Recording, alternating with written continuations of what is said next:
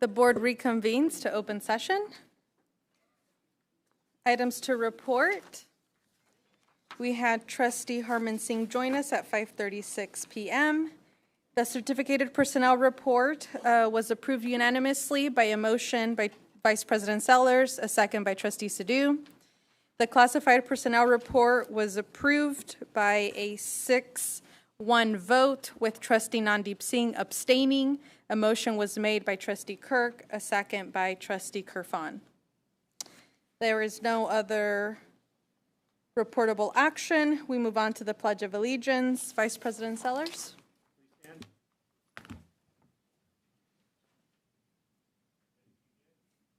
pledge allegiance to the flag of the United States of America and to the republic for which it stands, one nation, under God, indivisible, with liberty and justice for all.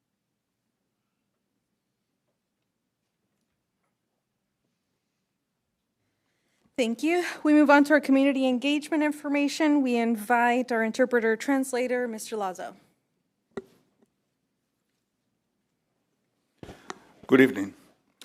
If you wish to address the board, please call 559-276-3150 or fill out a request form provided on the table near the entrance and submit it to the clerk of the board prior to the meeting. If you wish to speak on an item on the agenda, please do so when that item is called. If you wish to speak on an item not on the agenda, you may speak during the public comment section of the agenda. Si desea dirigirse a la mesa directiva, llame al número 559-276-3150 o complete un formulario de solicitud provisto en la mesa cerca de la entrada y preséntelo al secretario de la mesa directiva antes de la reunión. Se permitirán comentarios públicos relacionados con los temas de la agenda cuando se llame el tema. Los comentarios públicos sobre un tema que no esté en la agenda se permitirán durante la sección de comentarios públicos de la agenda. The district welcomes other language speakers to the board meetings. Anyone planning to attend and needing an interpreter for a language other than Spanish should call 559-274-4700, extension 10150, by noon on the Friday preceding the board meeting or at least 48 hours in advance of the meeting so arrangements can be made for an interpreter. El distrito da la bienvenida a las personas que hablan otros idiomas a las reuniones de la mesa directiva. Cualquier persona que planifique asistir y necesite un intérprete para un idioma que no sea español, llame al 559-274-4700, extensión 10150, el viernes antes de la reunión y antes del mediodía, o por lo menos 48 horas antes de la reunión para poder hacer los arreglos para la interpretación. Thank you. Next, we'll have interpreter translator, Ms. Sacone. ਸਤਿ ਸ਼੍ਰੀ ਅਕਾਲ ਜੀ ਜੇਕਰ ਤੁਸੀਂ board ਨੂੰ ਸੰਬੋਧਿਤ ਕਰਨਾ ਚਾਹੁੰਦੇ ਹੋ ਤਾਂ 5592763150 'ਤੇ ਕਾਲ ਕਰੋ ਜਾਂ ਐਂਟਰੀ ਦਰਵਾਜ਼ੇ ਦੇ ਨੇੜੇ ਟੇਬਲ 'ਤੇ ਦਿੱਤੇ ਗਏ ਇੱਕ ਬੇਨਤੀ ਫਾਰਮ ਨੂੰ ਭਰੋ ਅਤੇ ਮੀਟਿੰਗ ਤੋਂ ਪਹਿਲਾਂ ਇਸ ਨੂੰ ਬੋਰਡ ਦੇ ਕਲਰਕ ਕੋਲ ਜਮ੍ਹਾਂ ਕਰਵਾ ਦਿਓ ਜੇਕਰ ਤੁਸੀਂ ਏਜੰਡੇ ਦੇ ਕਿਸੇ ਵੀ ਵਿਸ਼ੇ 'ਤੇ ਬੋਲਣਾ ਚਾਹੁੰਦੇ ਹੋ ਤਾਂ ਜਦੋਂ ਏਜੰਡੇ ਵਿੱਚ ਉਸ ਵਿਸ਼ੇ ਦੀ ਵਾਰੀ ਆਵੇ ਤਾਂ ਤੁਸੀਂ ਉਸ ਬਾਰੇ ਆਪਣੇ ਵਿਚਾਰ ਸਾਂਝੇ ਕਰ ਸਕਦੇ ਹੋ ਜੇਕਰ ਤੁਸੀਂ ਏਜੰਡੇ ਤੋਂ ਇਲਾਵਾ ਕਿਸੇ ਹੋਰ ਵਿਸ਼ੇ 'ਤੇ ਬੋਲਣਾ ਚਾਹੁੰਦੇ ਹੋ ਤਾਂ ਤੁਸੀਂ ਏਜੰਡੇ ਦੇ ਜਨਤਕ ਟਿੱਪਣੀ ਸੈਕਸ਼ਨ ਦੌਰਾਨ ਅਜਿਹਾ ਕਰ ਸਕਦੇ ਹੋ ਸਾਡਾ ਜ਼ਿਲ੍ਹਾ ਬੋਰਡ ਦੀਆਂ ਮੀਟਿੰਗਾਂ ਵਿੱਚ ਹੋਰ ਭਾਸ਼ਾਵਾਂ ਬੋਲਣ ਵਾਲਿਆਂ ਦਾ ਸਵਾਗਤ ਕਰਦਾ ਹੈ ਜੇਕਰ ਕੋਈ ਵੀ ਵਿਅਕਤੀ ਇਸ ਮੀਟਿੰਗ ਵਿੱਚ ਭਾਗ ਲੈਣ ਦੀ ਯੋਜਨਾ ਬਣਾ ਰਿਹਾ ਹੈ ਅਤੇ ਸਪੈਨਿਸ਼ ਜਾਂ ਪੰਜਾਬੀ ਤੋਂ ਇਲਾਵਾ ਕਿਸੇ ਹੋਰ ਭਾਸ਼ਾ ਦੇ ਟਰਾਂਸਲੇਟਰ ਦੀ ਲੋੜ ਹੈ ਤਾਂ ਬੋਰਡ ਦੀ ਮੀਟਿੰਗ ਤੋਂ ਪਹਿਲਾਂ ਸ਼ੁੱਕਰਵਾਰ ਨੂੰ ਦੁਪਹਿਰ ਤੱਕ ਜਾਂ ਮੀਟਿੰਗ ਤੋਂ ਘੱਟੋ ਘੱਟ 48 ਘੰਟੇ ਪਹਿਲਾਂ 5592744700 ਐਕਸਟੈਂਸ਼ਨ 10150 'ਤੇ ਕਾਲ ਕਰਕੇ ਸਾਨੂੰ ਦੱਸੋ ਤਾਂ ਜੋ ਇੱਕ ਟਰਾਂਸਲੇਟਰ ਦਾ ਪ੍ਰਬੰਧ ਕੀਤਾ ਜਾ ਸਕੇ ਧੰਨਵਾਦ Thank you. We move on to presentations. We will be tabling the Foundation for Central Schools to another board meeting. Employee Association highlights. We invite the CUDA President, Laura Bolton.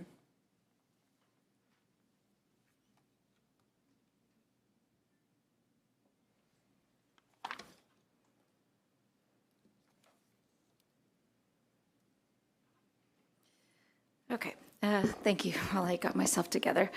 Thought there was one more thing before me. Okay, I want to thank you all for continuing to keep CUDA and CSCA on the board agenda. I know that that isn't something that happens in every district, and so we really appreciate having this time on the agenda each meeting, so thank you. We also appreciate, CUDA appreciates, and I'm sure CSCA as well, the collaboration that we've had this year in all the various meetings and committees that we've had. This has been a very positive year overall, and I'm sure that that's due to the changes that we've had in personnel, so thank you very much for that. I do have one shout out to share from River Bluff. They won the district-wide elementary battle of the books. There were multiple teams with perfect scores through the rounds, but River Bluff won due to winning more points off the steals. They also had a site PBIS bounce house party for their reward on the 29th of May, and the students got to meet their grade level and grades band because they met their grade level or grade span determined expectations for the spring semester. And their boys baseball and girls softball teams are undefeated and heading to the championships. So that may have happened already. I don't know. I'm sorry, probably did. But when I got this, it was new information. So I wanted to share it. All right. Thank you all. Thank you. I don't see President Aguirre from CSCA. Is there someone? Okay. We move on to Superintendent Board Communications. First, we will hear from our Superintendent, Dr. Marshall. Okay, thank you.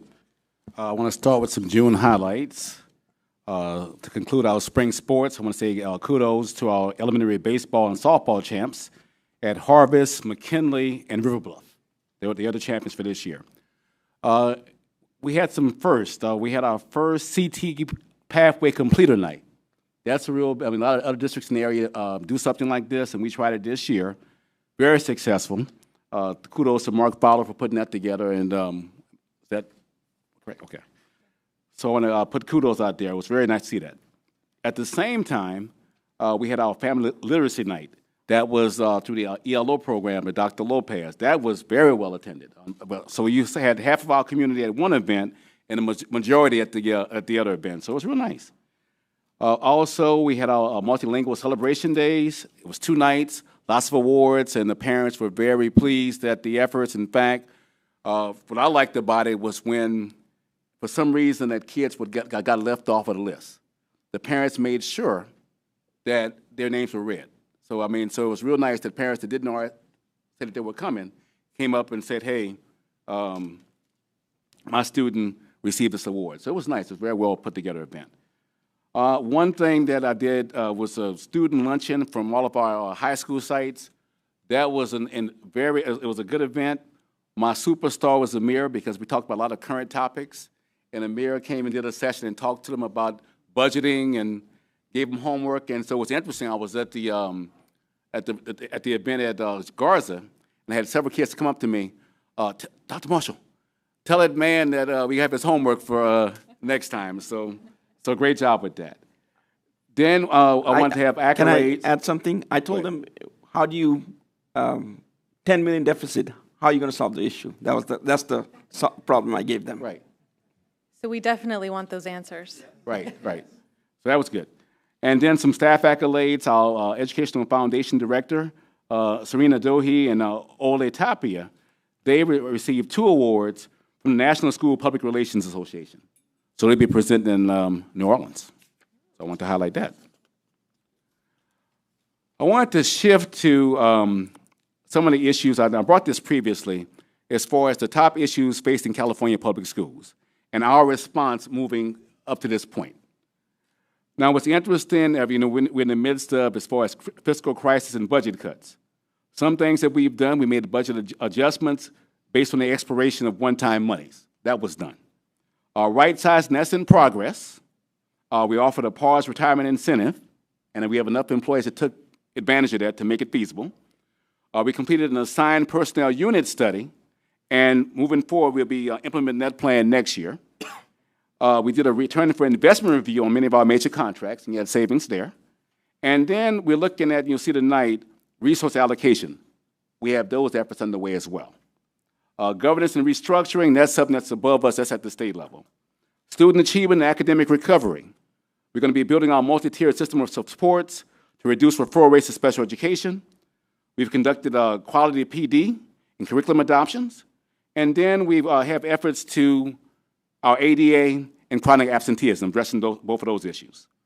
Policies in classroom environment, as far as the cell phone policy, we've been talking about that a lot to be implemented.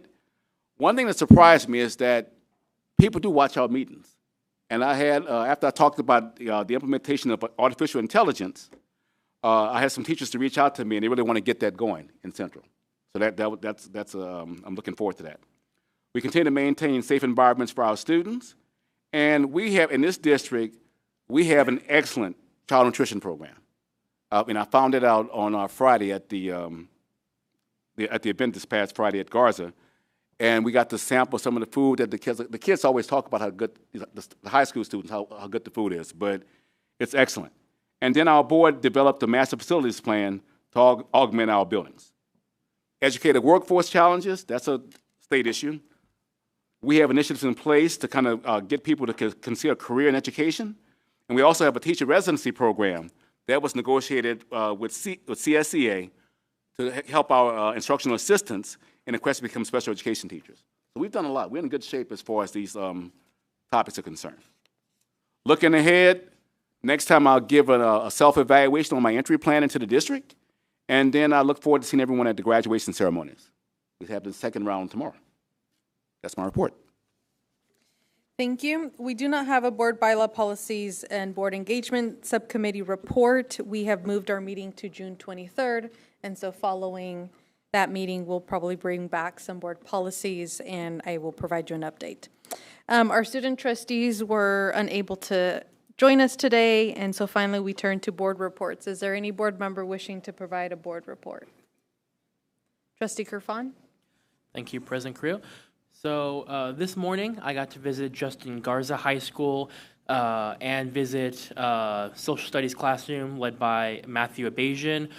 He does this great program every year where he has multiple people in different careers offer mock interviews for his students to kind of see what it would be like to interview for a position in their desired career. This is the second year I've been able to interview students wishing to get involved in public office, specifically within school boards. And as we know, every election cycle, our school board gets younger and younger, so maybe one day soon we'll see them running for office. And I'm just always really impressed with the intelligence and the work ethic that the students at Garza bring, especially considering that the top issues that they bring up to me when they're interviewing is budget and fiscal responsibility. So I'm sure Amir likes to hear that as well. And finally, I believe this might be our last board meeting of the school year. So I want to just give thanks to, or not, of the before graduation happens. So I just want to give another thank you to all of the teachers, administrators, and principals that are taking the PARS early retirement incentive.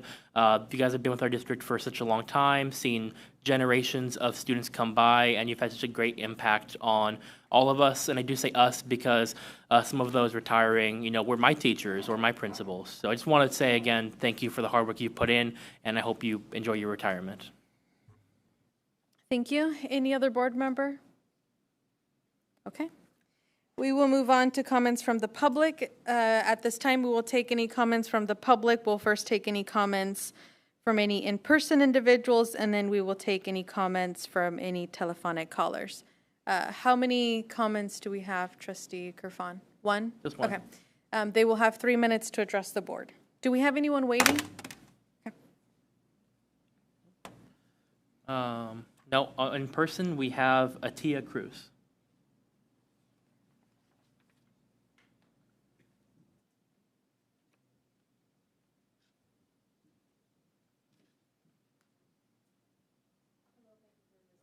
Please make sure the green button's on.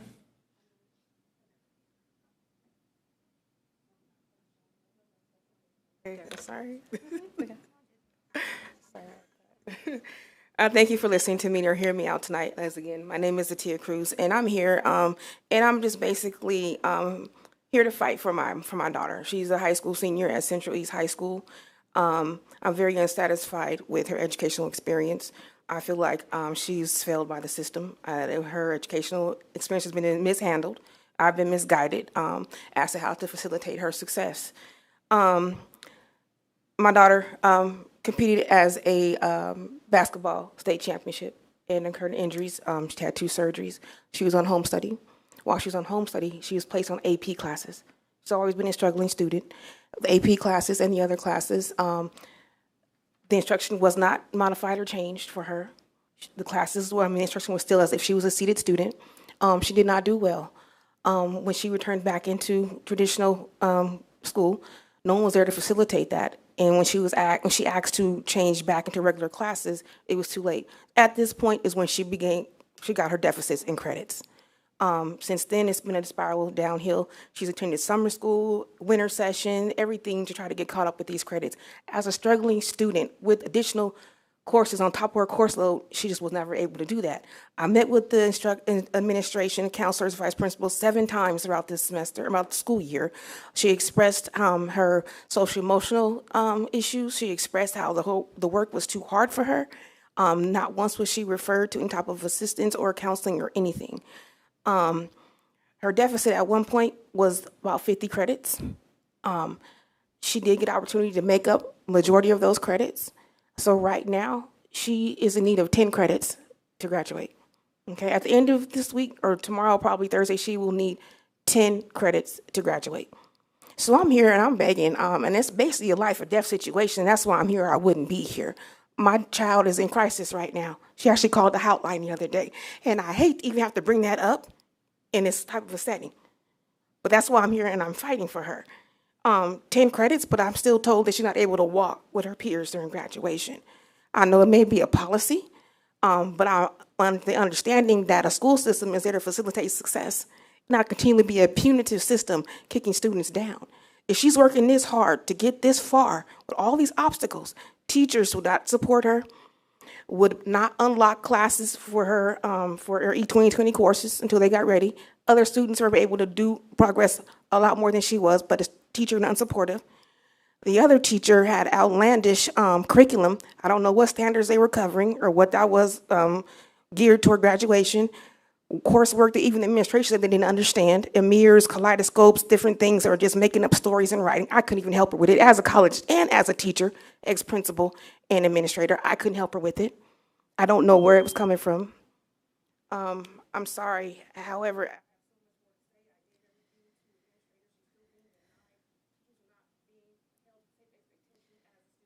So, ma'am, that concludes your 3 minutes. The board cannot respond to your comments because it's not agendized, but administration will follow up with you. And I believe we received an email from you as well, or some of us did. Okay, thank you. No other cards at this time. Okay. Hearing no further comments from the public, we will move on to our consent agenda.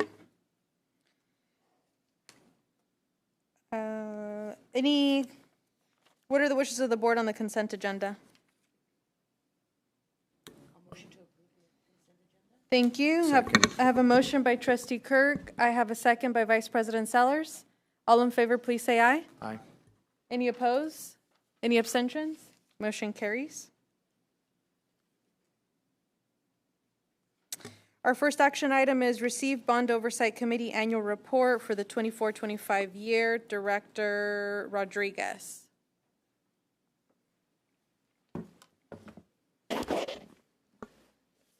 Thank you, Board President, Board of Trustees, and Superintendent Dr. Marshall. Tonight, you're receiving for information regarding the Citizens Bond Oversight Committee Annual Report for 2024-2025. At this time, I would like to introduce to you Ms. Janelle Ortiz, who is a member of our committee, and will present to you the annual report findings. Janelle? Yes. Hi, good evening. My name is Janelle Ortiz, and I am a member. It's a little tall, sorry. My name is Janelle Ortiz. I am a member of this Citizens Bond Oversight Committee. I am representing the committee tonight to present the findings of the 2024 and 2025 annual reports that were reviewed of the expenditures of Measure C and D. We met as a committee and reviewed the status of projects and the annual independent financial audit and the internal independent audit for the year ending on June 30th, 2025. The independent financial report identified no audit findings or deficiencies in the internal controls. In addition, the annual independent audit stated that the expenditures of funds were utilized for the projects approved by the voters. Bond audits were conducted by LPS certified public accountants. The Citizens Bond Oversight Committee, based on its review of the annual financial and performance audit reports and the information received at its meetings, finds that a central unified school district is in compliance with the requirements of Article 13A, Section 1B, 3 of the California Constitution. Thank you. Thank you. So this is for information purposes only, and this is for the Proposition 39 Election 2020 Series A and B and Election 2024A. Are there any questions from the board? Any comments? Okay. Thank you very much for your report. Thank you. We're glad to hear we're using the funds appropriately. That's always good. Okay, our second item is to hold a public hearing and adoption of the 26-27 Local Control and Accountability Plan. Director O. All right. Good evening, board members and Dr. Marshall. Tonight I will present the district's 26-27 Local Control Accountability Plan, commonly known as the LCAP. The LCAP serves as our strategic plan for improving student outcomes. It outlines our goals, actions, services, and investments designed to support all students while placing extra emphasis on English learners, foster youth, and low-income students. This evening, I'll be reviewing the student data, education partner feedback, funding priorities, and proposed actions for the next year. So the LCAP operates on a 3-year cycle. We're currently in year 2. While we only create a new LCAP once every 3 years, each year we evaluate our current progress and refine services based on student outcomes and education partner feedback. So the LCAP consists of 3 big portions, components: goals, actions, and metrics. So before we talk about our actions and our goals, I wanted to review key student data and performance indicators that helped inform this year's LCAP priorities. So these are our enrollment numbers, and this is an overview of the students we serve. Central Unified currently serves just over 16,000 students. Our unduplicated pupil percentage, so what that is the number of English learners, foster youth, and low-income students. The state of California places extra emphasis on these student populations, and that means for Central Unified, with an unduplicated pupil percentage of 77.9%, 4 out of 5 students, or almost 4 out of 5 students, qualify as one of these student groups.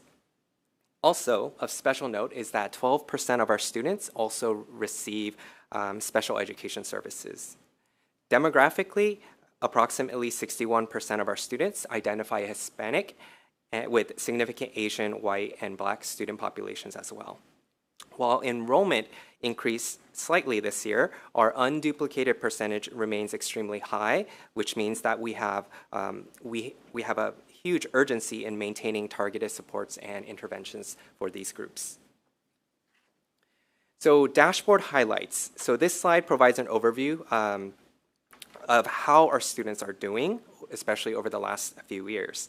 In nearly every single category, especially, and all of our academic categories, Central USD students have shown growth. Even in suspension, where we had a slight uptick, which is bad, obviously, we are still lower than where we were 3 years ago. So math, English, our English learner progress, college and career progress as well, and chronic absenteeism, graduation rate, all of that, our students have shown improvement and growth. Where we are not doing as well is called the dashboard reds. So these are areas that need continued focus, and unfortunately, it's where we need focus is our subgroups. You can see that here, some of our most vulnerable populations are LTELs. They're struggling with ELA, our foster youth. 3 years ago, they were struggling with ELA math and suspension. Today, they are still struggling with ELA math, but while they've improved in suspension, they are struggling with chronic absenteeism. For homeless students, they are now struggling with math and college and career awareness. For students with disabilities, they are struggling academically, and now they're also struggling with attendance. And our Black students, they are currently struggling with attendance as well. This slide, this section, California requires districts to report on several local indicators that provide insight into our systems, services, and implementations. So this is a different type of metric and data. So here you can see several of our local indicators. So basic services covers whether we at Central Unified have qualified teachers and safe facilities, and based on our review, we have met all the guidelines.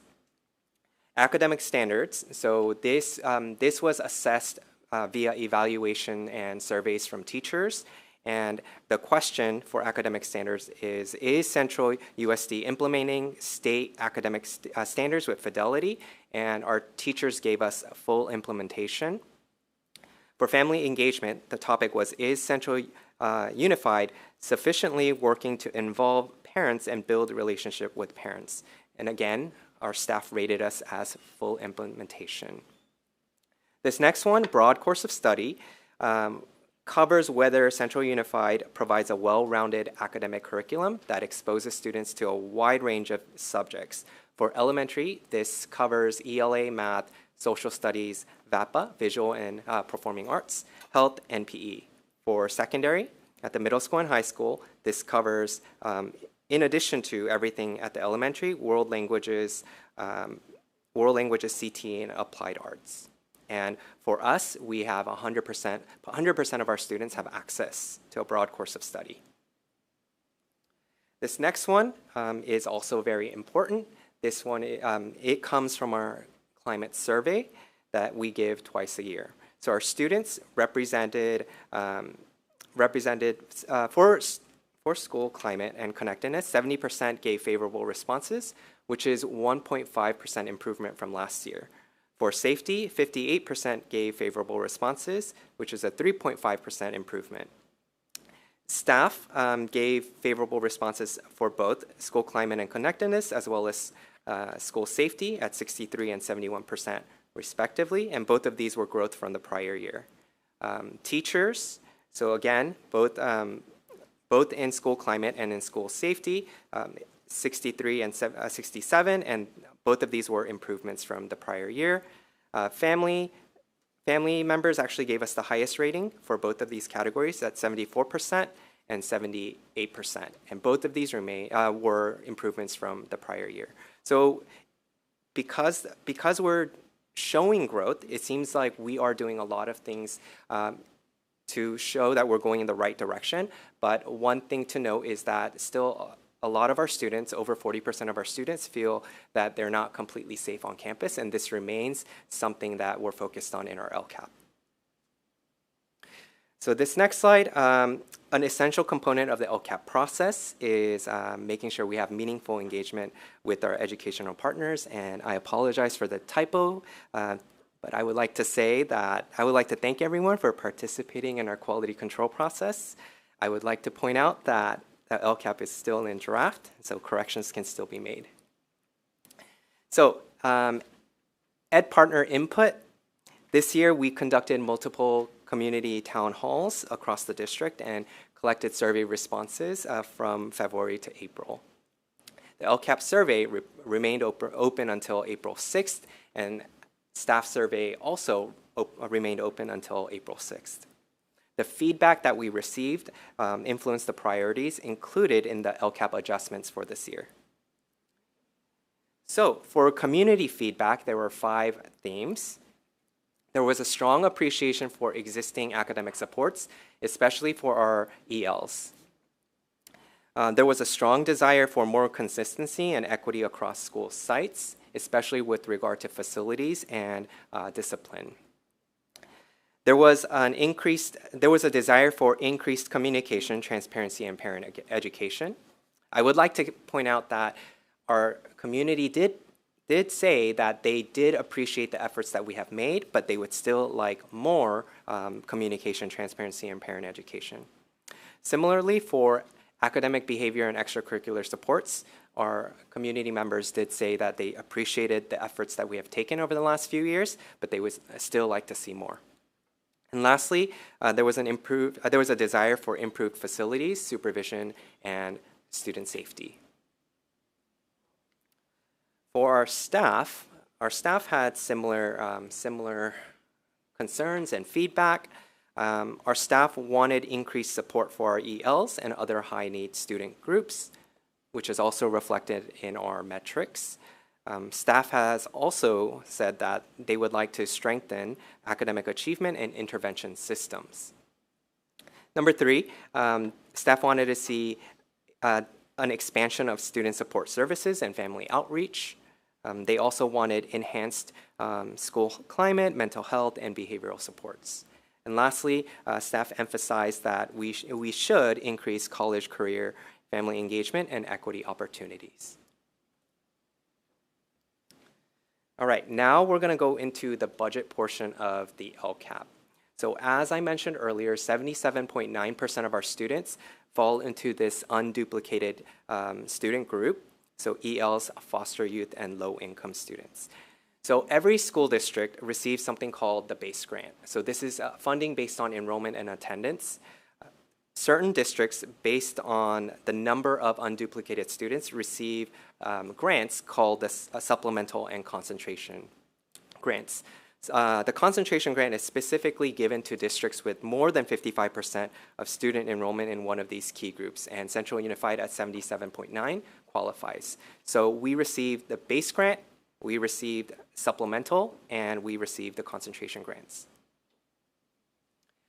So if we look at our budget, last year versus this year, we can see that our total revenue decreased. We went down from 331 million to about a little over 325 million. Now the LCFF, so this is the unrestricted portion of the budget. We are actually getting a slight increase from 230.9 million to 240.3.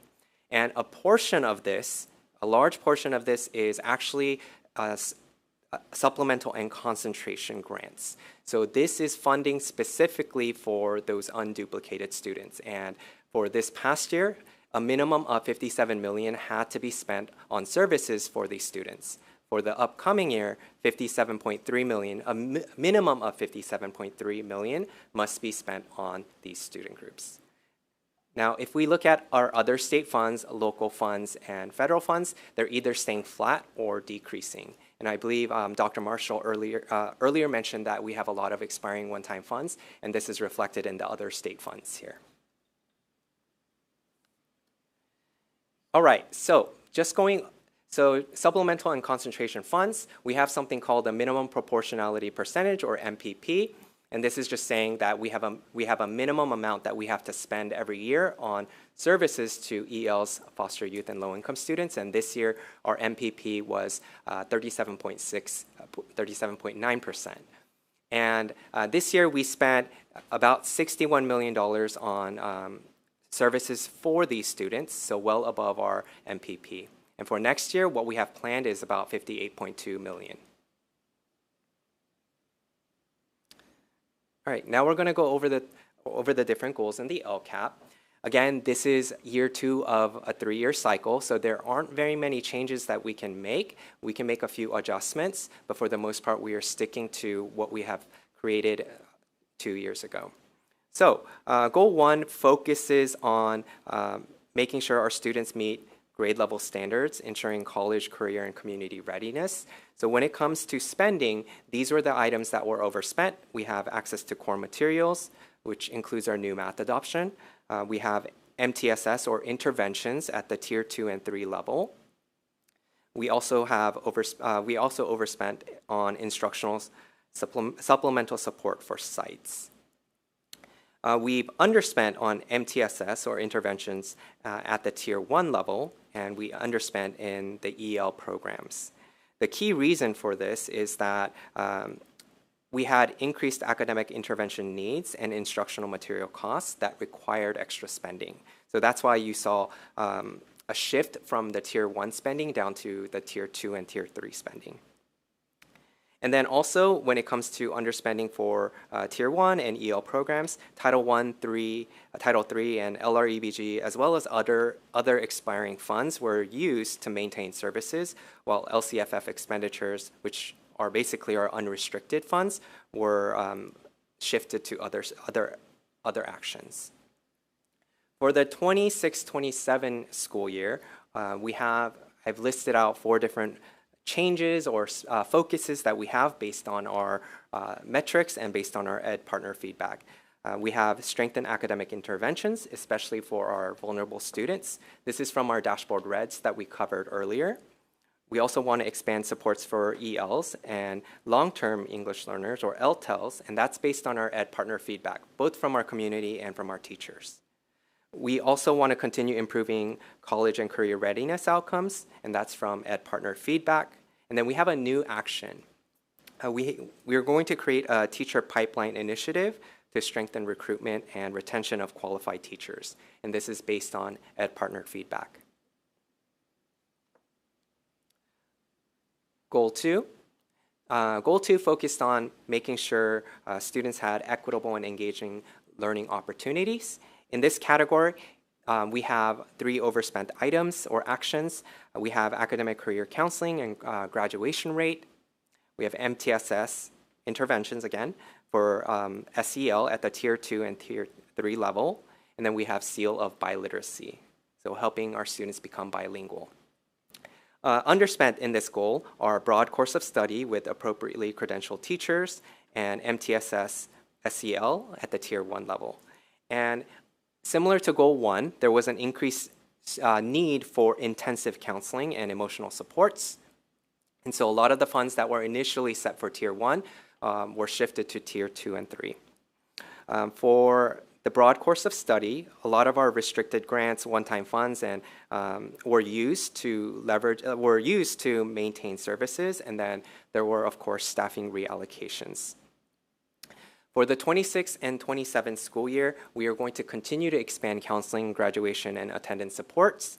Because they were overspent this year, we wanted to make sure that we continue the supports that we had for this year into the next year. We also want to strengthen SEL and behavioral interventions. This is from our Ed Partner feedback. We also want to increase student engagement, connectedness, and school climate. That's based on our local indicator data. We want to expand access to college, career, leadership, and enrichment opportunities. That was requested from students and by our teachers. And then, of course, we want to increase our attendance support, and that's from our dashboard. Goal 3. Goal 3 focuses on safe and inclusive schools in partnership with the community. In this category, family engagement services for ELs, foster youth, and low-income students, as well as family outreach liaisons, were in the overspent category. In the underspent category was access to technology. The key reason for this is because there was an increased demand for our family outreach liaisons and family engagement.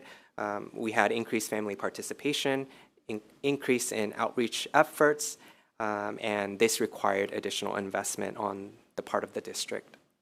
When it comes to technology, we were underspent by just a little, and other grant funding sources, such as Title I, were leveraged to support technology access for our students.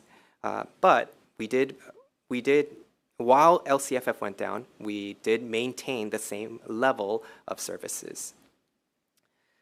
For the 26-27 school year, we want to expand family engagement and parent engagement, parent education opportunities, and this was in a previous board meeting. I had said our family outreach liaisons were the most popular among any services that we provided at our district, so we're going to leverage that and continue to provide what parents have asked for.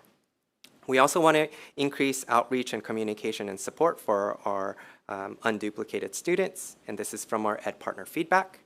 We also want to strengthen family outreach liaison services, not just providing what we have, but also looking into specific family liaisons for our vulnerable students. So a family liaison focused on special education, or our Black students, or our Hispanic students, and so on. And we also want to continue improving school safety, supervision, and positive school climate, and based on Ed Partner feedback as well as our local indicators. So this next slide covers our equity multiplier funds. I have grouped them into one. In our LCAP, this is goals 4 through 9. So equity multiplier is a funding from our state that gives additional funding to schools with high transiency rates. So high instability rates where students are coming in and out of a school. Any school that has above 20, I think it was 20 or 25% transiency rate will receive extra funds. And districts must develop a LCAP focus goal that addresses the lowest performing student groups at these schools. So for Central, we have 6 different schools and programs that fall into this category. We have CLASS, we have COHS, we have Pathway, both the elementary and community school, Pershing continuation school, as well as Madison Elementary. And here are the focus areas for each of the schools. For CLASS, we have ELA, Math, and CCI, so College and Career Awareness. COHS, we have Math and CCI.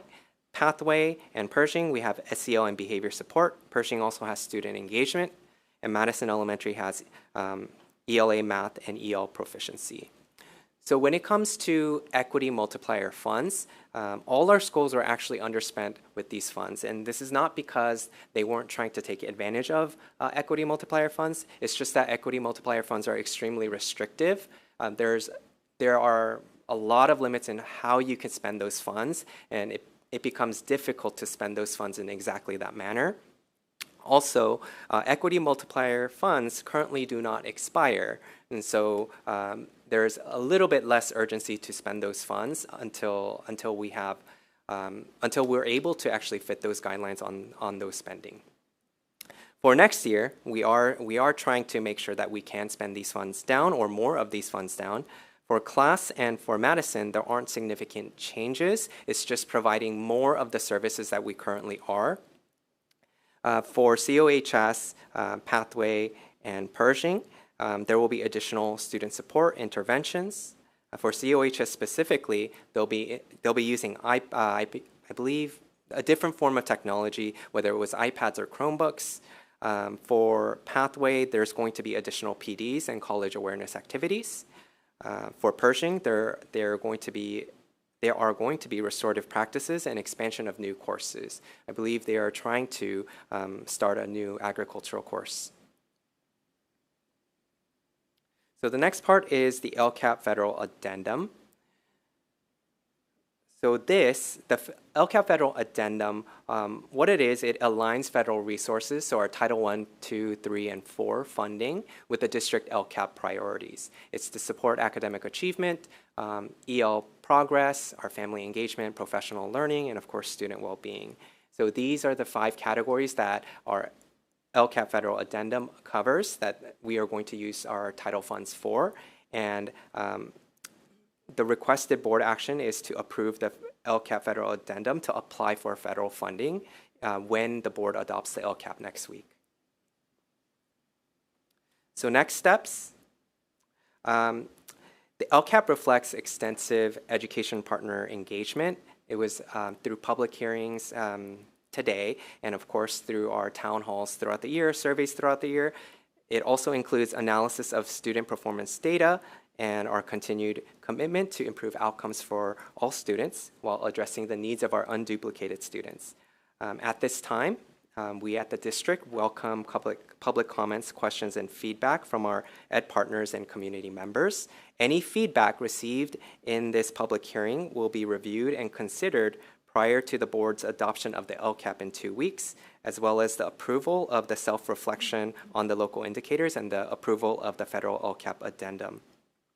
I want to thank all our students, families, staff, and administrators, as well as our community members who participated in informing the adjustments to the LCAP. We really appreciate the partnership and look forward to continuing this work together. At this time, I do want to turn it over to public comment and for board discussion. Thank you. So the public hearing is now open on the 26-27 LCAP. Is there any member of the public wishing to speak during this public hearing? Okay. Hearing no in-person or telephonic callers, the public hearing is now closed. Any comments, questions, or feedback from the board on the LCAP? Trustee Kirk? Thank you, and thank you very much, Director, for that great presentation. I feel like I understand it a little better this year. So I think my concern really revolves around absenteeism and what we are doing with those equity, I wrote them down, equity multiplier funds for those groups that is going to really look at, I guess for me going forward, is really looking at what we can do to reduce absenteeism. So I know that's something that we've looked at and was talked about tonight. Do we have some things in place? Is that going to be presented with the final portion of the LCAP? Or? We can present a plan for you. I can tell you just right now that we are trying to leverage our family outreach liaisons to contact parents. We believe that one of the biggest ways to improve attendance is to make sure that families are involved. So just letting families know, hey, there's an event. Hey, this is the progress that's going, your students' progress at school, and we believe that this is one way that we can leverage the services that we currently have to increase attendance. Thank you. Could you tell me if we have any specific plans around our African American students seem to be expressing the highest absenteeism, and they're one of our smaller populations. So do we have any plans specifically around that group? So one of the things that... And I guess I have a second part to that. Maybe Yes. it'll help. Have we done any data as to why those students are not attending? I guess was the second part of my question. So the first part of the question is yes. One of the things that we're discussing and we're exploring is to hire a family outreach liaison specifically for our Black students. Another thing that recently came up is we're exploring opportunities for our Black students to be involved in clubs at school, specifically for issues that relate to and that are of interest to our Black students. And so we're hoping that with family engagement through our family outreach liaisons, as well as student engagement on campus, that this will help improve our attendance. As for your second question, we're still doing a deep data dive as to why, especially because with so many of our other metrics, we have done so well, and a lot of our student groups are improving, but specifically with our Black students when it comes to attendance, why that's an issue, as well as our special education students, especially in academics, we're still looking into why. It is taking some time to do a root cause analysis on that. Thank you very much. Yeah. If I can add a little bit to that too, as you guys may recall, we kept a supervisor role under the director of CWA. So that specific person has already been hired, and we are looking to hone in. We literally just ended a meeting last week around the goals for chronic absenteeism. And some of them will be those one-to-one calls and understanding from families, like what are those needs. Those are happening already with our outreach liaisons. They're collecting that data. So we need this person to help us lead some of the focus groups. I know there's two other board members, but I have comments and questions specifically because I was also concerned about the absenteeism. Our Black students have been struggling for a while, and this predates both of you being here. So I understand that, and one of my frustrations with the LCAP, and I understand that, again, it's not with you all, it's with the legislation, to address some of those specific goals, the LCAP isn't really the place to have more specific targeted goals. They're just these, and correct me if I'm wrong, from what I've understood before, and maybe that's what I recall, but I'm not an expert. So please, at any point, tell me if I'm wrong. Yes, you're correct. So it doesn't actually allow us to hone in and have a specific matrix or a specific goal to address these special populations, which then to me is extremely frustrating because these students have been struggling and we get money specifically to support them. I will save my comments about how the funding works because it's intended to continue to perpetrate these deficiencies and not really focus on improving. But what I would like to see is an actual plan in addition to hiring a specific liaison. But what are we doing? When we were having the school presentations, some of our high schools were having conversations with kids. Why are you absent? I mean, it does come down to asking the student. Is it the fact that I don't remember the demographics, but we have a high population of foster youth and unhoused youth. I believe a large portion of them are Black students. And so what are we doing within those programs to address both of those needs? If it's housing insecurity, if it's transportation, what more are we doing with this money?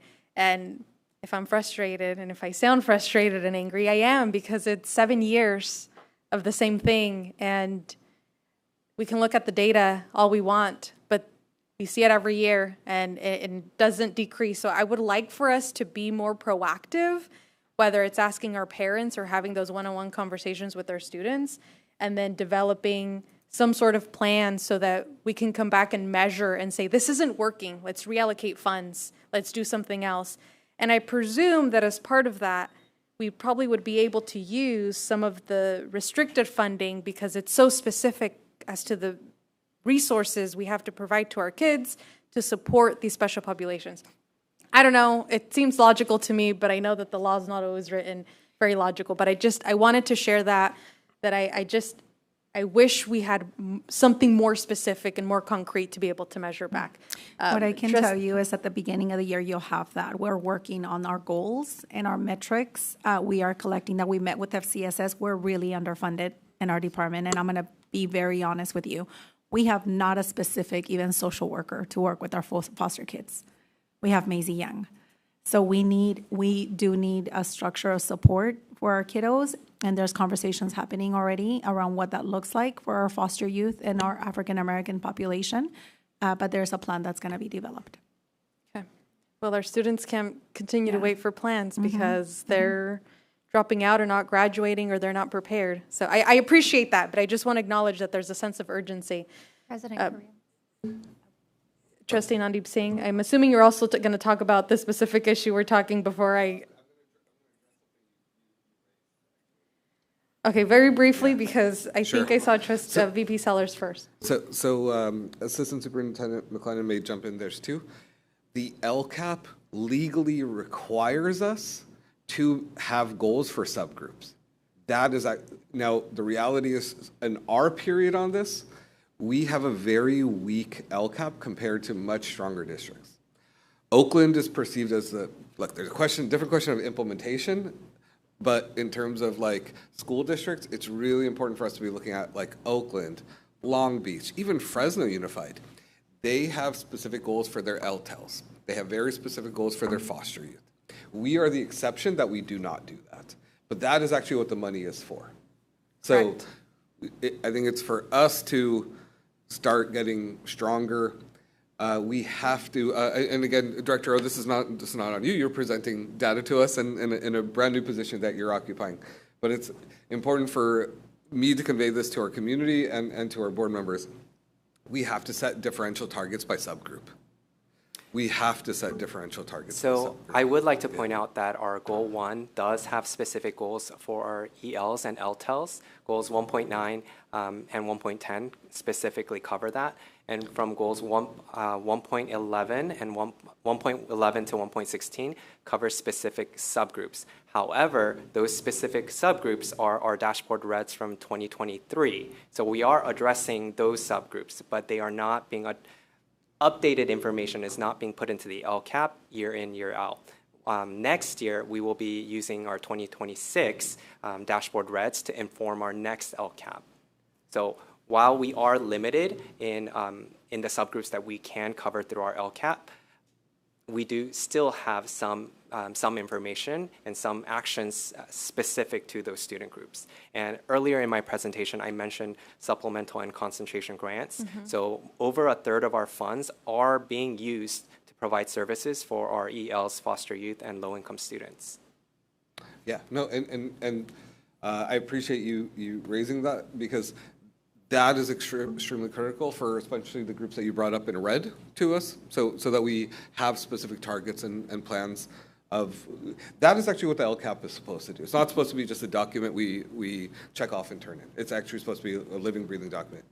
We have to be working more to unlock our equity multiplier funds. I absolutely understand why it isn't always a priority because you don't lose them, but it is our responsibility to make sure that our highest needs students are getting the funds that has been allocated for them, that every dollar is being used. That has to be a priority that comes from the board.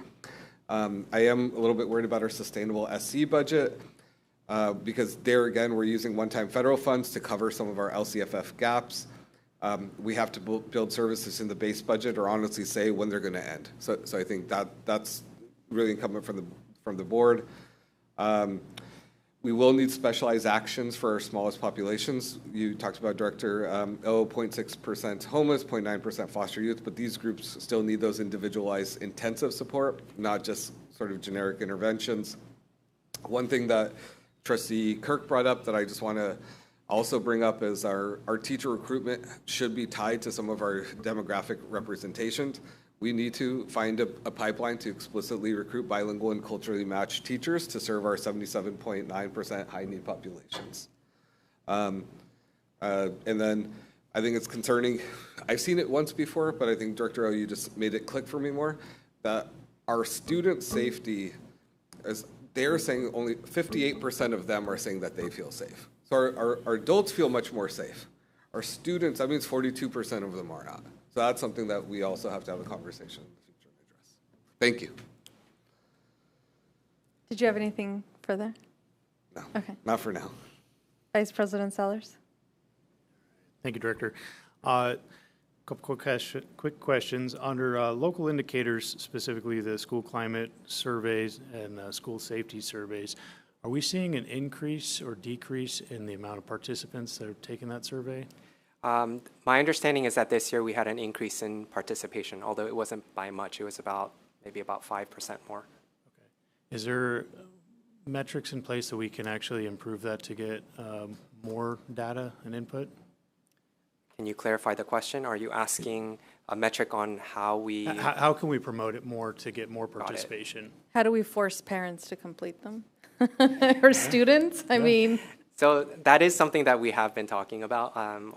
One of the methods is one of the ideas that we have is to, when we have in-person workshops, making sure that we also not just have them sign in, but we also introduce ideas, introduce something like the survey, like here's a climate survey, and keep the window for the climate survey open a little longer, so that we can capture more of those in-person events. So we're hoping by doing that, yeah.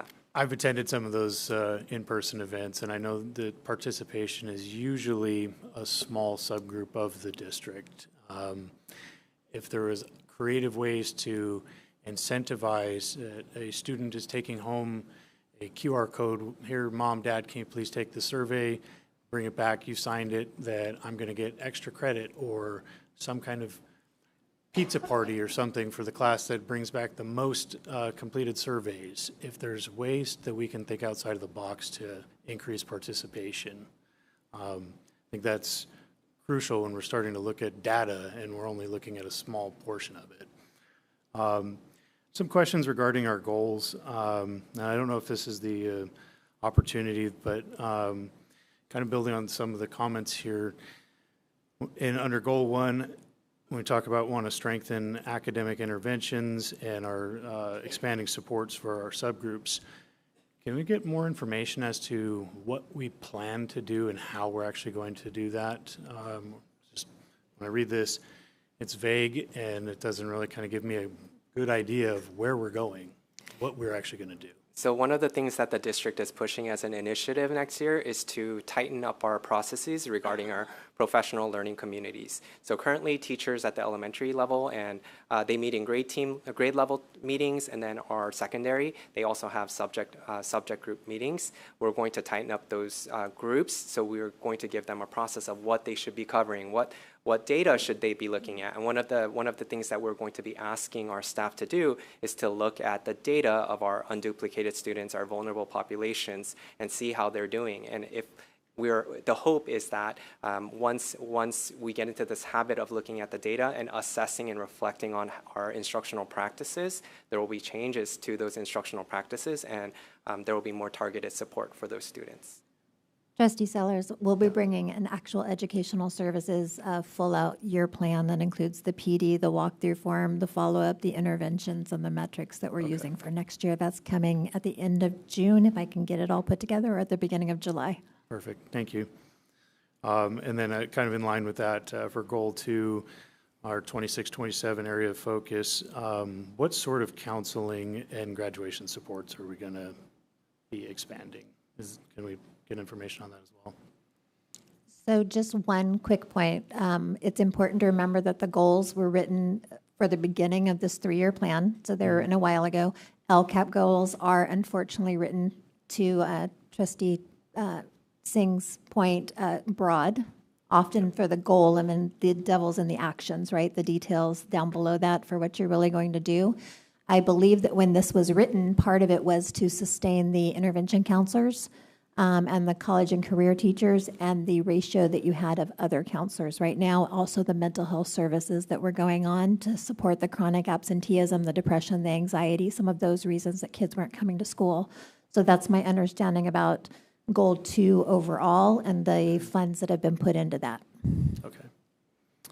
And then just for my own education, can I get information on what we can actually spend our equity multiplier funds on? So every school has a different requirement because every school has student groups that are struggling in different areas. So like for example, Pershing is focusing on behavior and SEL supports, whereas Madison is focusing on academics. Madison would be prohibited from spending equity multiplier funds on behavior supports, for instance, whereas Pershing would be prohibited in that same vein from spending on EL supports. And so you can see that it's very restrictive, and depending on how the equity multiplier goals were written when they first came out, even in, like for Madison, even for EL progress and EL support, we might actually not be able to spend those funds unless they're specifically called out in those actions. So we are trying, so this year there are some revisions to make those actions more inclusive and comprehensive so we can spend those funds down. Okay. Is there anywhere that I can get that information, that even if it's a 200-page document, I will sit down and read it? Because I'll send you some links. To his point, that as a board, it's our responsibility to ensure that we are spending those monies. I need to know where those monies can be spent so that I'm ensuring we are doing the best that we can for the students. So those funds have to go through the whole root cause analysis with the school site and that specific school site's educational partners. And speaking back to what Director O was talking about, they also have to go back to the student group that created the trigger for those funds. And then that group has to develop and create a plan. And then we've added some checks and balances in ed services so that those have to then be screened by Director O and Director McCurley in Business Department to make sure that they are in line, but also targeted for that. So, but I can send you some information about EMF funds in general. Okay, thank you. Thank you.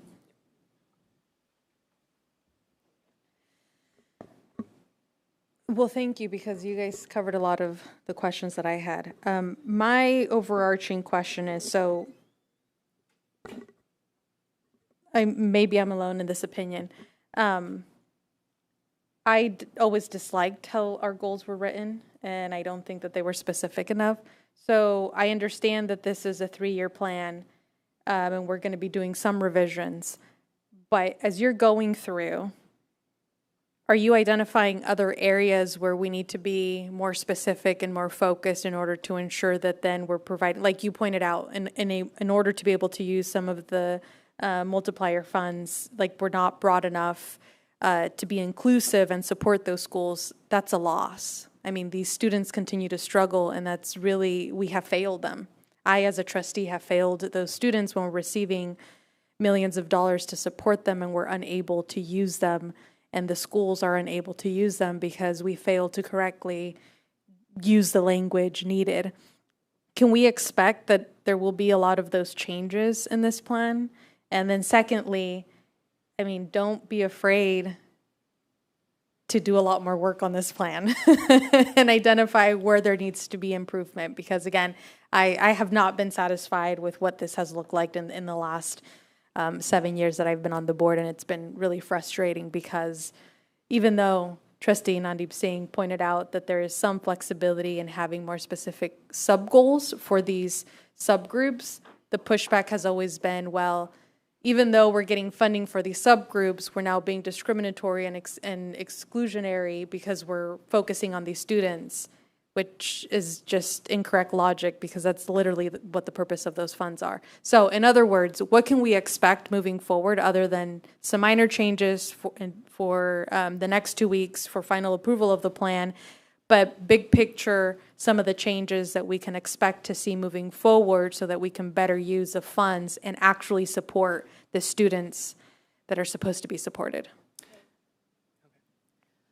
So one of the things that you'll see coming forward are there are 3 different kinds of actions in the LCAP. One of them is called a maintenance, which means, hey, this is working. We're going to write, goals. We're going to write a goal that just says we're going to continue doing this because it's working. Then there's what they call broad goals, which is students will have academic achievement in math, science, English, and other core subjects, and you can see that in Goal 1. And then there are specific goals. You can have all three types of goals in your LCAP, and so we're going to be looking at that coming up, because what we don't have are some very specific goals. So it's possible to do the ones that we have that allow us to do some of the broader counseling services and things like that for all students, while still targeting the needs of foster youth, SED, and EL, but some things that are good for everyone, and you're allowed to use them district-wide, but then also focus in on some areas. And to really make sure that we're measuring those and doing the ROIs related directly to those areas. So what you'll see when we do a new 3-year plan, because you're not supposed to make large-scale changes within the middle of your 3-year plan. You're supposed to explain every single comma that you change each year. And so it gets to be this long, unwieldy process that has to be approved back and forth, that gets kicked back from the county and all kinds of things.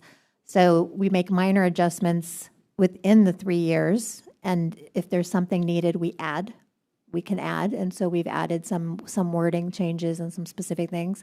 But when we go to redo the whole thing at the end of next year, it's going to look very different. It's going to look very understandable to you for some of the conversations we've had about some of the specific needs that we have, and a little bit easier to read, because there are things in this one that don't need to be in it, and there are other things that aren't.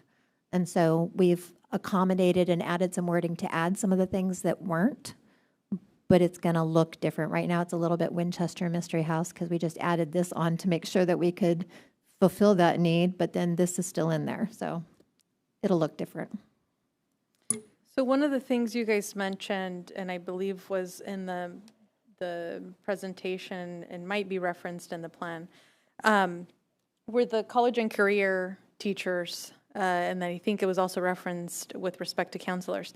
My understanding from getting a presentation, I think 2 years ago now, from the college and career teachers as to what they do, they don't actually do what we think they should be doing, as far as providing or impact, having the necessary impact to increase our numbers in our college and career readiness. So are we going to start looking at the effectiveness of some of the current services that we're also providing? Because I don't think I'm out of line if I say that this board is prepared. If something isn't working and we're not seeing the immediate impact, even incremental growth, we need to scratch it and move on. Because again, our students can't be waiting for us to figure out what works. We get 4 years with them in our high schools, and 11 or 12 years of their educational career. And if something isn't working, we're failing them. The academic return on investment that you've seen us bringing forward with contracts, we're going to start doing with some position control as well, so that a position has a very specific goal, and that position knows when they're brought in that this is the area that we're expecting you to impact. We have to do some retro work on that for positions that we already have, and look at job descriptions and how those were written, to tie it all together and make it evaluative, make it something that we can have everybody understand, that they know what their role is as we go through, and it's very clear. We have been, I can't speak about exactly what was shared with you 2 years ago, but what I can say is that the college and career indicator has been going up, although it's still not anywhere near where I would want it. We do anticipate it going up again this year, but still not near where we want it. And so you have been seeing incremental growth, but we have to go back through and look at some systems things and how everybody fits in with that. We are going to be doing an overview of the job descriptions for counselor, intervention counselor, and college and career teacher soon, so that we can clarify all the role, and GLDs, so we can clarify all the roles and kind of where each of them lands. That's one of the things that we committed to when we were, talking to CUDA in negotiations. And then within that process, that'll also help clarify who's responsible for what and what that looks like in a metric. Thank you. 2 last points. One more of a question. So I know we talked about, and I believe the climate survey asks about grade level instruction or effective resources being provided in the classroom. In addition to any of the survey, are we going back and double checking and ensuring that that is happening, that it's not just the adults in the classroom or the parents telling us, yeah, I think my student is being taught at grade level because we've conducted surveys and we've conducted studies before and that's not what was happening, which I think these numbers continue to demonstrate that our special population students, we continue to fail. And so I'm worried whether that's actually, there's fidelity to actually the curriculum and the appropriate grade level materials being taught in the classroom. And not every classroom, but I do remember that from the Patterns. TNTP study in 2019 and 2021 or something. Yeah, that is what the TNTP study showed, that there was a number of individually created materials that were hit or miss as to whether they were at grade level or whether they were even within that group's standards as you went through. One of the things, like I said, that we're looking at with the walkthrough form coming through is that whole verification process. There has been growth just in observational, short-term observational, as far as what teachers are using. We've set some clear guidelines for moving forward regarding the reading curriculum and also regarding the new math curriculum. And so that whole monitoring process and what does it look like, what should it look like as we go through is coming within the plan. I can't speak to the past part because I know that I still walk in sometimes and see some things and I have to ask, where's that from? When I'm talking to a principal or a teacher, I see the work, where's that document from? And it's still hit or miss. And there are good reasons, to laud some of our teachers for supplementing at times the curriculum. We just need to make sure it's truly supplemental and not a replacement. Yeah. And my final point is this all then ties up to one of the points Trustee Nandeep Singh made, which is that our students continue to express that they do not feel safe on campus. And it's more of just not their physical safety, but it's a matter of, and from what I remember from the surveys and previous data, it's about feeling inclusive and like we're creating environments in the classroom.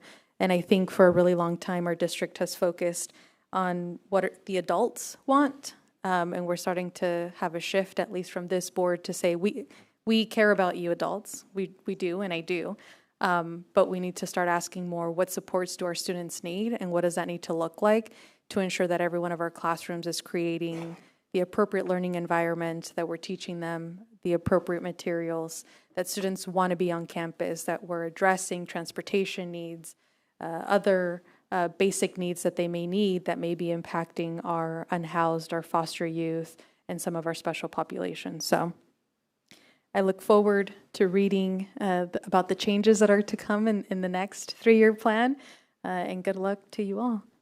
Nandeep Singh? Yeah, quick request. And again, Director O and Assistant Superintendent McLennan, I know you guys are inheriting this document. So I want to make sure the board understands that as well.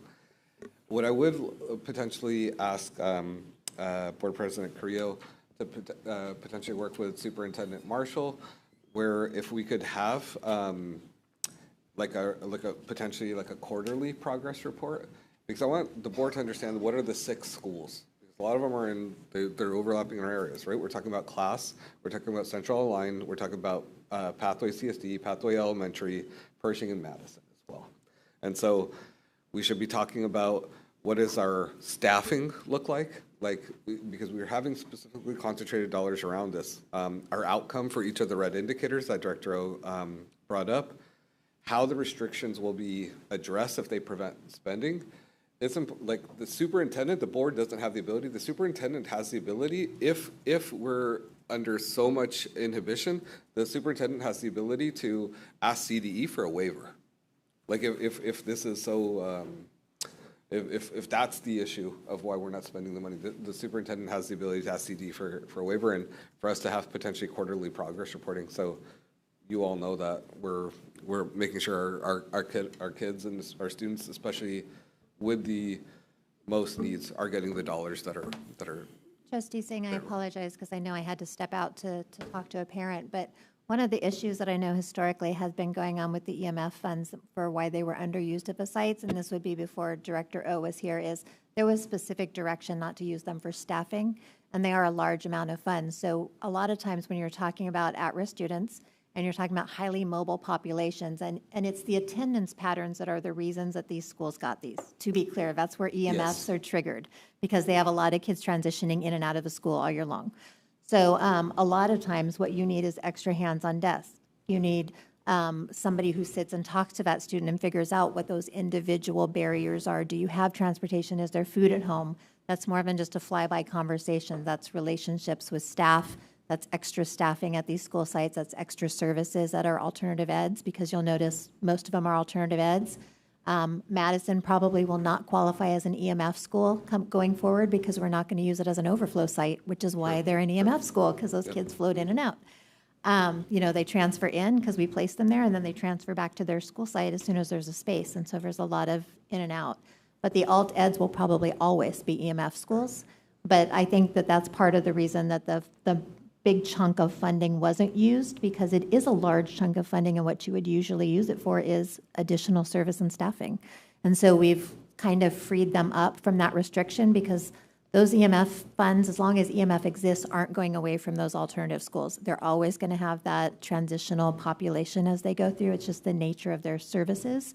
And so they should be able to staff with grant-approved funding. Those staff members know that they're hired for that. The positions disappear if the money disappears, but they really do need those additional staffing for services. And I think that that's going to help moving forward. I think what you're saying is probably spot on, in terms of why has there been an inhibition to use in the past. And I think that's why I want to make sure the board understands, and I appreciate you bringing up that, because whatever we need, and especially at these sites where we know our most vulnerable, our most marginalized students are going, then it's our responsibility to make sure your team, your collective team, has the staff, and honestly, the students have the stability. They have that person and that's a type of personality too, that is warm, welcoming. When your home life may not be stable, and even your school life may not be stable, that there is a person on that campus that you can turn to. Yes, we understand this is not something that you guys created, but you've inherited. Yeah. We just look forward to the changes and the improvement you all will make. To be fair, there's been a lot of great things that have been done with both the past administration and you guys. The scores are going up. The programs are going up. There's a lot of great things, but there's still work to be done. Absolutely. There is. Thank you so much. So this will return for action for approval of the plan for the next board meeting, which is June 23rd. Yes. Correct? Okay. Thank you very much.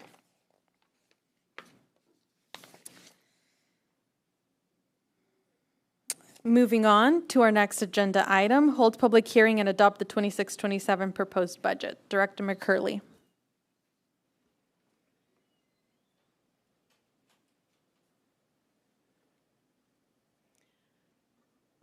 All right. Good evening, President Creel, members of the board, and Superintendent Marshall. This evening, I do bring to you the projected budget for 2026-2027. Each year, we have a focus on 4 separate areas and opportunities to provide information regarding the health of our school district through the lens of fiscal solvency. This next report that you will see will be brought back to us in 2025-2026 of unaudited actuals. So these are projections, and our actuals that are being spent from 25-26 will be brought back to the board later in the year. As we focus on our projected budget for 2026-27, there are 3 types of certifications. Each certification has various consequences based on the district's ability to meet its financial obligations for the current year and 2 subsequent years. Using our current multi-year projection, we are submitting our budget with a positive certification. Our district's enrollment is estimated to be 16,058 students next school year. We approximate only adding about 40 to 50 students. With this low variance of numbers, this has our enrollment projected to be flat. Our average attendance is projected at 91.87%, and our unduplicated pupil percent is at 80.06. An unduplicated pupil is defined as a student who is low income, an English learner, or foster youth. The state adopted budget includes a 2.87% cost of living adjustment, which supports salaries, welfare, health and benefits, and then also the cost of goods and services that our district provides. Before we look at the numbers, it's important to understand that this budget is just a projection that has considered several factors.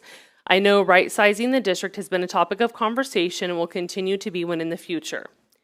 From the fiscal side of the house, we have taken into consideration the reduction of full-time equivalent FTEs for both certificated and classified staff, the decrease in costs of contracts and services provided, as well as upcoming known expenditures that we need to prepare for in the future as we prepared this budget.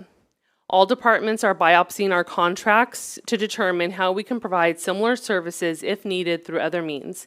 This may be changes in personnel, positions, providers, etc. Our beginning balance is projected to be just under $44 million come July 1st. With the expected expenses and contributions, our ending fund balance for next year does allow us to meet our current 5% reserve requirement per board policy, but we do not meet this requirement in subsequent years.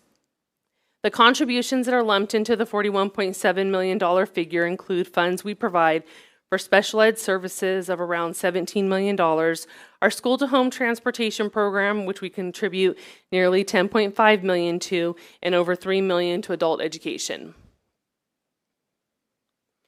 Our district is projected to spend $232.8 million of unrestricted funds next year, with over 80% of these funds being spent on salaries to provide services for our students both directly and indirectly. As we prepare the budget, we have calculated the reduction from savings due to staffing changes and from vacancies that have not been filled and reduced over our expected expenditures on salaries from the second interim of $102 million to $98 million in certificated staff, and from $40 million to $38.7 million for classified staff. Our payroll costs for next year will average around $16 million each month for salaries and benefits being paid from unrestricted funds. While mentioning payroll, I would like to take a moment to thank our 3 payroll specialists who work diligently in our department to process the 6,000 or more timesheets each month to ensure our staff are being paid. They come in early, stay late, and even work weekends when needed to get the projects completed. And I'd like to thank them publicly for the work that they do. Human Resources and Ed Services have been taking class sizes, services, and other various factors into consideration in preparation for the new year, that we are being fiscally responsible to maintain the required reserve for uncertainties. As we look at restricted expenditures, these are funds that must be spent for specific purposes as required by state, federal, or grant rules and regulations. These expenditures require reporting at various points in the year. 55% of these funds are also spent on salaries and benefits for staff to support student learning. The multi-year projection is based on the projection of flat enrollment over the next 2 years, steady unduplicated pupil percentages, the 2.87% COLA, a projected slight increase to the LCFF funding, an increase in the cost of the COP loan, and the cost of our annual step and column salary increases, which include retirement plans and health and welfare costs. The MYP shows the beginning fund balance of unrestricted funds, the revenue projected to be received, the expenditures, as well as some future planning as it relates to facilities and needs. The total ending fund balance from year to year is carried over, and that is what we start out with at each year. As we look forward to the upcoming years, we will need to continue to research the cost of effectiveness of expenditures to ensure we remain fiscally solvent and maintain our required 5% reserve. As you can see, our reserve declines below the 5% required reserves next year.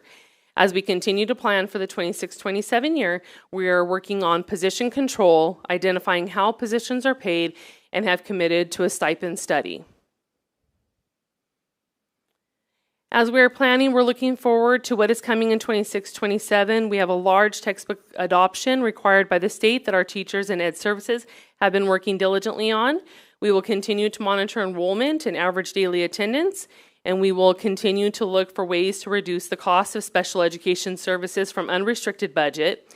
It is important that we maintain our reserve in order to continue to provide the necessary services for our students and community. If there are any questions, I'll take those now.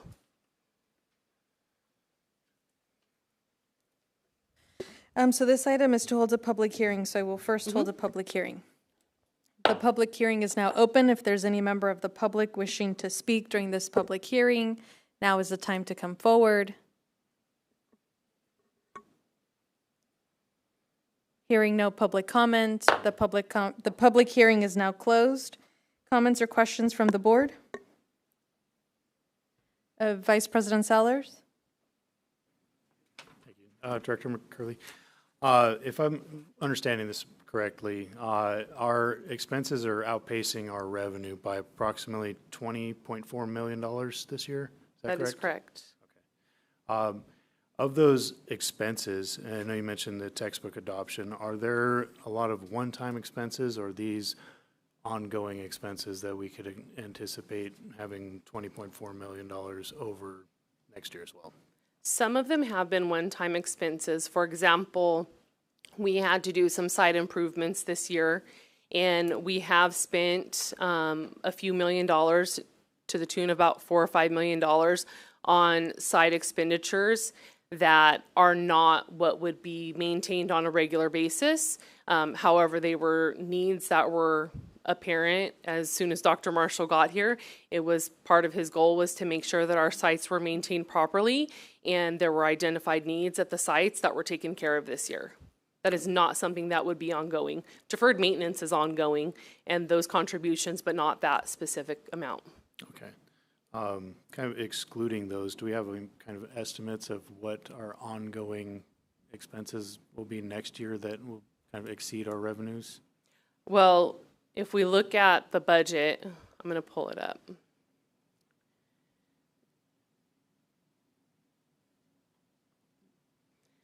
So if you look at the unrestricted funds here, our revenue is exceeding, and we are at a deficit. Our ending fund balance projected for next year would be the $23,476,990, and then our next year projected ending budget ending fund balance would be the $16,368,207. So that is where we're tapping into the reserves, is in those two numbers right there. And then if you look at the subsequent year after that, it's another $3 million deficit year over year. So then we're approximately somewhere in the ballpark of $7 million over. Correct. Okay. Last question, what, as projected here, that we will fall below the 5% reserve, what happens at that point?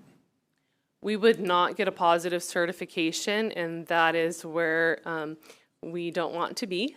So we will make corrective action prior to that.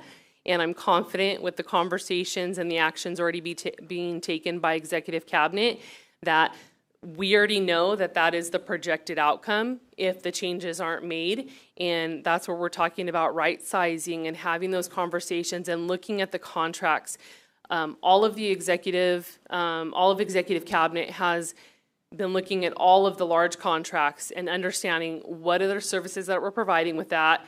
Are there other means to provide those services, and how are those specific services, how are we getting our return on investment with those services? And so those are the conversations that we are constantly having right now, especially as we're entering in the new year. Some of those contracts are already in, and we have to have them for another year. But as contracts are ending, that's where the return on investment has to be taken into consideration with each contract that's being brought forward. Thank you. You're welcome. Trustee Nandip Singh? Thank you so much for this, Director McCurley. I had a few questions for you just on kind of a few specific items. On our state revenue, it shows us going an $11.5 million loss in our restricted budget. Can you just, are those mostly just grants expiring? Yes, so for the restricted budget, we do have a decrease in the revenues that we're receiving from the state. We did have a couple of large grants this year that ended, and those grants are not, I mean, as a state, they're not renewing those grants. And so those are one-time funds that are ending, so our revenue is decreasing from the state side of it because of the one-time grants. And that's significantly from, I thought I wrote down 31.6 to 20.1. Mm-hmm. Yeah, there are like, I believe 2 to 3 large grants that are ending. And then just because we just had the conversation on the equity multiplier funds, for 2025, 2026, it shows that we had $2.2 million available. And for 26, 27, it's showing $733,475. How does that just kind of relate to, because if we haven't been spending the money, how does it relate to our previous conversation? So the equity multiplier, and Joseph is the expert on the equity multiplier, but my understanding is that it is projected to be spent over a period of time. And so when it's received and when it is spent, there's multiple years that that same amount that's been allocated can be spent over a period of time. Okay. Yeah, and I think, I mean, Trustee Sellers brought up that, like, without corrective action, and obviously we're making some, but we are on track for a negative certification or a qualified certification next year. And I think that there have been some actions taken recently to help reduce some of the expenses that we're incurring. And some of those are staffing changes or a position that can take on other services that we're having to contract out for. And we can get those services cheaper by hiring a person than to contract out and have those contracts. And so those are some of the things that we have to continue to look at. Thank you so much. You're Thank you for welcome. your report. Trustee Kerfan? Thank you, President Creel. And welcome, Director McCurley. I know this is your first time providing the budget presentation, so please don't be offended if some of my questions are pretty direct. But for the past 4 years I've been on the board, I have been requesting from the district, in the name of transparency, that the budget presentation include, summaries and line items, because I'm not a accountant expert. I don't expect the public to be as well, and I feel like those inclusions would be beneficial for the public. As I'm reviewing this, I noticed that we're spending $15.8 million on books and supplies. What exactly does that entail in that bucket? So the books and supplies can vary from textbooks. It could vary to our library services and books that are being purchased to renew in the 25 libraries that we have on our school sites. It could vary from what teachers are purchasing in their classroom. They are all coded the same way. And so it could vary from site to site what the money is being spent on. Got it. And then I think it also says we're spending $18 million on professional consulting services. I'd be curious as to which services are on this list, so myself or the board could review and see if we can really afford all of these. When one consulting contract comes up to us at once, it might, oh yeah, that seems reasonable. But in total, if there's like 100 and it's in the tens of millions, we may want to I think that would be beneficial as well. Kind of seeing that as a line item. And then, do we know how much we are spending per school site? Well, each school site is being allocated funds based off of the students that they're serving and ADA and the amount of teachers that they have. So, for example, if you are a small school site like HK, Houghton Kearney, and Biola, who have maybe 15 teachers, those teachers are each allocated $450. So for like classroom supplies, so that school site gets the $450 per teacher. Where if you're looking at someone, a school like Justin Garza or Central East, who have 85 teachers, they're receiving the same $450 per teacher for supplies, but it multiplied by 85 teachers. So it's allocated appropriately based on the number of teachers for that, and then based off of the number of students for other like LCFF funding or Title I. It's based off of the student population. Thank you. And then I think my final question is, do we have a budget for each department in the district? We do have, we will. So we have a couple departments currently that don't have budgets, and those are departments that have already been sent emails earlier this month. And I'll use the Chad Godfrey's department as an example. Historically, they haven't had a set budget of here's how much your contracts cost, here are your services, and that is something that I reached out to the departments that didn't have one of those budgets previously, and we've set up those budgets for next year. We're in the works of setting them up. Right. I'd be curious to look at that just to see how much we're spending on each department rather than just one collective salary budget or bucket. Mm-hmm. All right. Thank you. You're welcome. just want to add one thing real quick, is when you look at the department budget, one of the things you have to focus on is when we pay electricity bill, telephone bill, it's all going to be fiscal. So fiscal is going to carry the highest budget because, again, some of the bills we are paying is going to come out of there. Right. So you probably have to kind of let them know that, hey, this is where it is. So, Yeah, all right. and that's the kind of question I'd be able to ask and get answered if I say, oh, how come the fiscal department has this much more money allocated than human resources? Yes. You know, those are the kind of questions I'd like to see by reviewing a line item version of the budget. Well, and you'd be able to tell too that human resources has a higher legal budget than other departments just by the nature of what they do. I sure hope so. Sorry. That's actually not correct. If you look at our legal fee expenses, though, our educational services and specifically our special education has the largest amount. There's been a significant increase over the years, but that's not reflected accurately. So I would say that that's not, I would not hope that we're spending more money on the adults than we are on our students. Thank you for the clarification. I was thinking more like I would hope that the legal budget for them is higher than, say, fiscal, right? Or whatever random department we use in this example. My point being, I feel like a line item, a version of the budget would be beneficial for just for my understanding, so I could ask more direct questions. Really noted. Thank you. Any other questions? Right here. Trustee Harmon Singh. Thank you. I wanted to ask, so it says 81% of our budget is going towards salaries and benefits. What do school districts who are in good financial health tend to, like, what do they tend to spend? We are a few percentage points over. So our goal would be to get closer to this, and I'm going to speak just from my own experience. Mr. Iqbal might have a different answer for you, but around 75% would be a better number than the 81% that we're currently at. Again, Mr. Iqbal might. She's correct. 75% is what you want to be or below. Trustee Sidhu? Yeah, and then on a similar note, books and supplies are 4%. What do good school districts spend on books and supplies? I don't actually have that answer for you, but we can do some research unless Mr. Iqbal has a response. It depends, you know, sometimes when you have a textbook adoption, then it goes up it's going to be spike. For example, this year we're going to have devices. So you will see a device spike on this cost. So. Yeah, I mean, and our greatest cost in over the 7 years that I've been on the board has been the greatest amount in a consistent increase has been our personnel. And so that's when we're talking about potential layoffs is the only way to reduce that amount. And it's a constant struggle of balancing what are the needs and how do we continue to serve our students, especially when we see under the LCAP the deficiencies.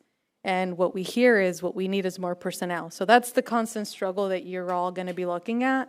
And I would, even once you do get those numbers of looking at the departments, make sure that you are also asking the critical questions about the effectiveness and how much of that is going to the students, because to just say we need to decrease by 10% or we're going to cut fiscal or cut HR, that's not going to be realistic. There's a much greater impact. So just be mindful that that's usually not effective.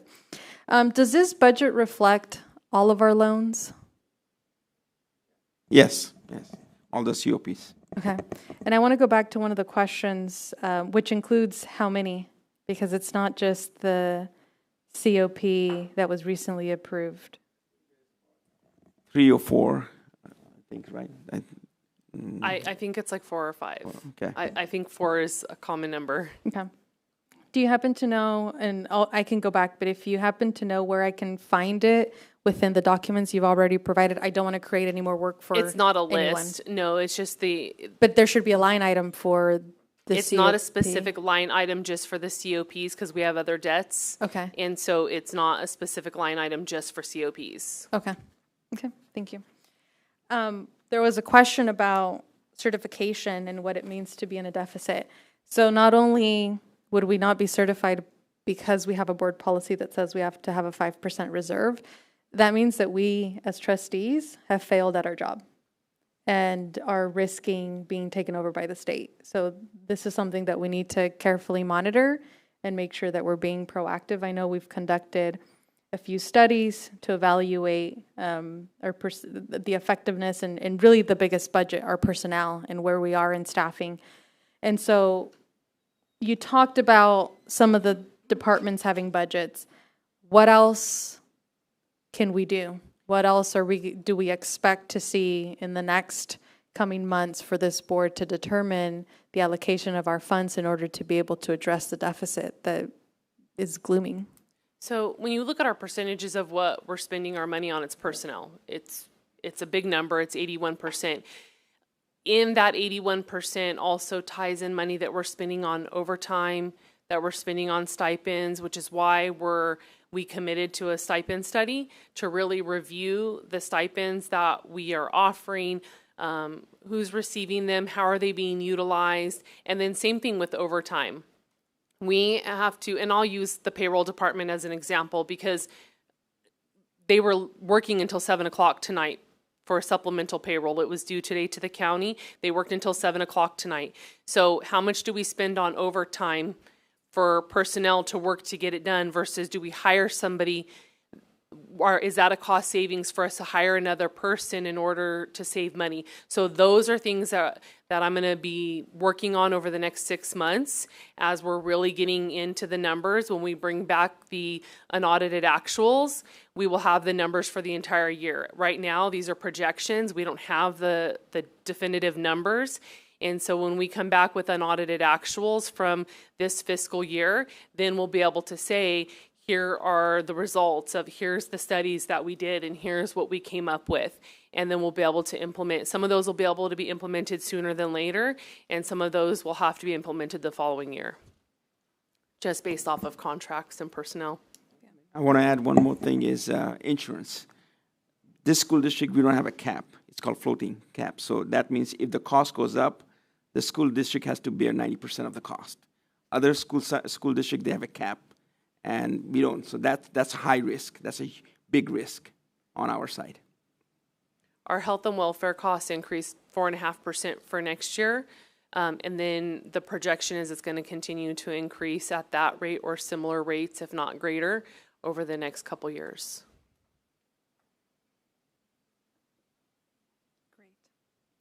Thank you.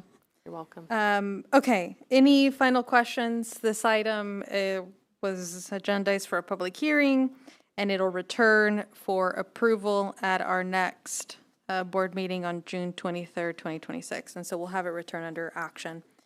Thank you. Thank you. Thank you.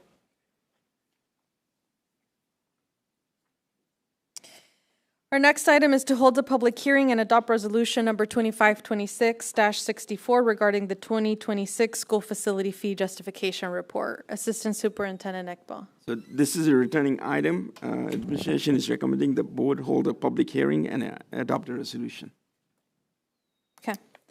At this time, the public hearing is now open on the 2026 school facility fee justification report. Is there any member of the public wishing to speak during this public hearing? Okay. Hearing no comments, the public hearing is now closed. And do we need to approve anything? Approve the resolution. Just the resolution, right? Adopt the resolution, yeah. Any comments or questions from the board on the resolution?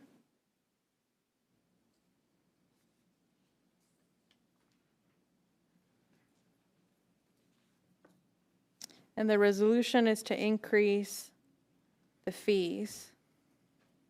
Is there a motion to approve? A motion to approve. Second. Thank you. I have a motion by Trustee Kirk. I have a second by Vice President Sellers to approve resolution number 2526-64 regarding the 2026 school facility fee justification resolution.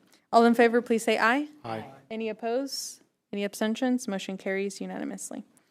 We move on to item number 5, accept gifts to the district. Assistant Superintendent Ekbal. Yeah.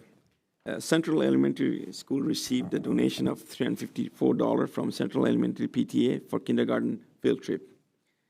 Second one, Central Elementary received a donation of $1,500 from Central Youth Cal Ripken League for the purchase of water for student athletes. Central High School received a donation of $100 from Shelley Jeffrey Klein for the ASB Baseball Club. Central High School received a donation of $100 from David Rosemary Amaro for the ASB Baseball Club. District and Community School received a donation of 250 smoothies and a gift card valued at $4,000 from Jamba for the district-wide Summer Reading Challenge kickoff event. The District Office Community School received a donation of agua frescas for 400 guests valued at $480 from Tacolandia for the district-wide Summer Reading Challenge kickoff event. The ground department received various tools and equipments valued at $231.86 from the RG Power Equipment Superstore as an employee appreciation donation. Administration is recommending the board accept gifts to the district. Thank you. Thank you to all the givers. Any questions or comments from the board? Is there a motion to accept the gifts? Thank you. I have a motion by Trustee Kirk, second by Trustee Kerfon. All in favor, please say aye. Aye. Any opposed? Any abstentions? Motion carries unanimously. We move on to item number 6, approve purchase and equipment in support of Board Policy 5131.8, mobile communication devices. This item is returning from our previous agenda last month. Any additional comments you want to add? No, we are just bringing it forward for approval. Awesome. Any questions or comments from the board? What are the wishes of the board on this item? Motion to approve. Thank you. I have a motion by Trustee Sidhu. Is there a second? I'll second. I have a second by Trustee Harman Singh. All in favor, please say aye. Aye. Any opposed? Any abstentions? Motion carries unanimously. Item number 7, approve the Harvest Elementary roof repair. Director Both. Good evening, Board President Carrillo, Superintendent Dr. Marshall, and board members. On January 13th, the board approved our 2026-2027 deferred maintenance plan, and part of that plan was the Harvest roof repair. On March 24th, 2026, the board approved the purchase of the material for this project, and on May 22nd, 2026, at 11 a.m., bids were opened, number 2627-1409, for the Harvest Elementary roof repairs. Fresno Roofing submitted the lowest responsible bid. The total labor cost for the roofing repairs was $1,086,000. And again, the cost of the material was $1,024,761.74, which was previously approved, bringing the total of this for this project to $2,110,761.24. The total labor cost for the roofing repairs is $1,086,000, and funding will be provided through the deferred maintenance funds. Administration is recommending the board approve the Harvest Elementary roof repairs. One thing I did want to mention, part of the bid we also did is when we did the walk, there were certain areas that were identified as possible areas where the decking would need to be replaced. So part of the bid, we also have a $10,000 allowance that allows the vendor to repair those, and we got a per square foot dollar amount part of the bidding, so we can do that. Any repairs are documented separately, so we can track those also. And so that additional $10,000 is separate from the bid, right? So we still are looking for the lowest responsive bidder. Correct. Okay. And so that would be, just to confirm, Fresno Roofing Co. Yep. Fresno Roofing at $1,086,000. All vendors would add that $10,000 allowance. Right. Okay. Perfect. What are the wishes of the board? Motion to approve. Thank you. I have a motion by Vice President Sellers. I will second that. All in favor, please say aye. Aye. Any opposed? Any abstentions? Motion carries unanimously. Next item is approved legal services for 2627. Assistant Superintendent Ekbal. All right, this is a returning item, but per board direction, we did send out 20 RFPs, and we received 6 of them back. So based on that, administration is recommending the board approve the legal services for fiscal year 26-27. Does this list now include the additional folks who responded to the RFP? Yes, yeah. And were we? We kind of, if you look at the attachment, we said what are the RFPs. We kind of named it, the agency, and then /dash RFP. So. Okay. What are the wishes of the board? Did you have a question or a comment? Yeah, I do have a quick question. So, this is the Superintendent Iqbal. Which of the attachments includes the bid? These are all the bid responses we got, all 6? Yeah. Or were there? So, of the 20. They're requests for proposals, not bids. Okay, proposals. I just wanted to make sure if there were any others that applied but did not No, respond. we haven't got any more. This is the 6 we got. Okay, with that, I have no questions. I'll motion to approve. Thank you. I have a motion by trustee Kerfan. Is there a second? Second. I heard, okay. I have a motion by trustee Kerfan and a second by Vice President Sellers to approve the legal services for the 26-27 school year. All in favor, please say aye. Aye. Any opposed? Any abstentions? Motion carries unanimously. We move on to item number 9, approve charter services bid 26-02-7700. Director Both. Good evening again. On April 24th, 2026, the district posted bid number 26027700 for charter bus services.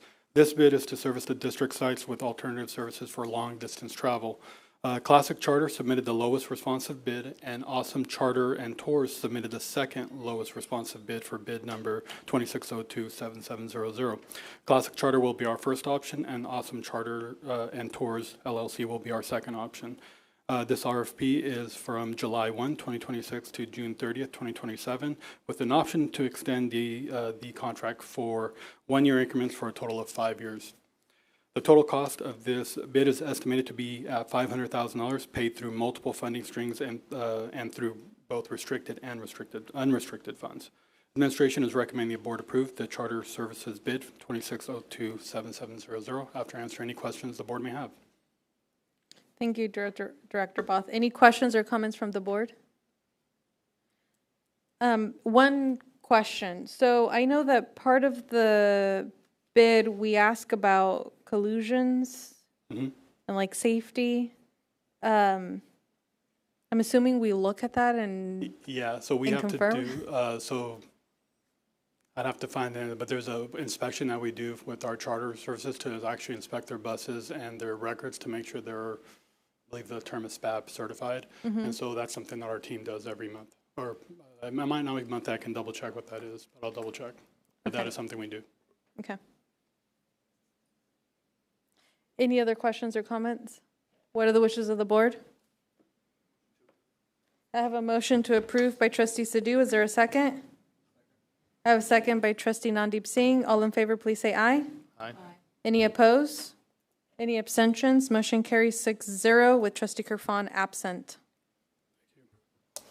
The next item is item number 10, approve light speed stop it service add-on quote. Assistant Superintendent Dr. Lopez.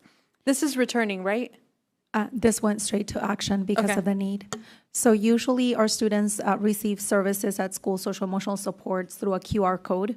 Because we no longer will have access to the cell phones, we are going to partner with Lightspeed, which is our current service. We already partner with Lightspeed for other reasons.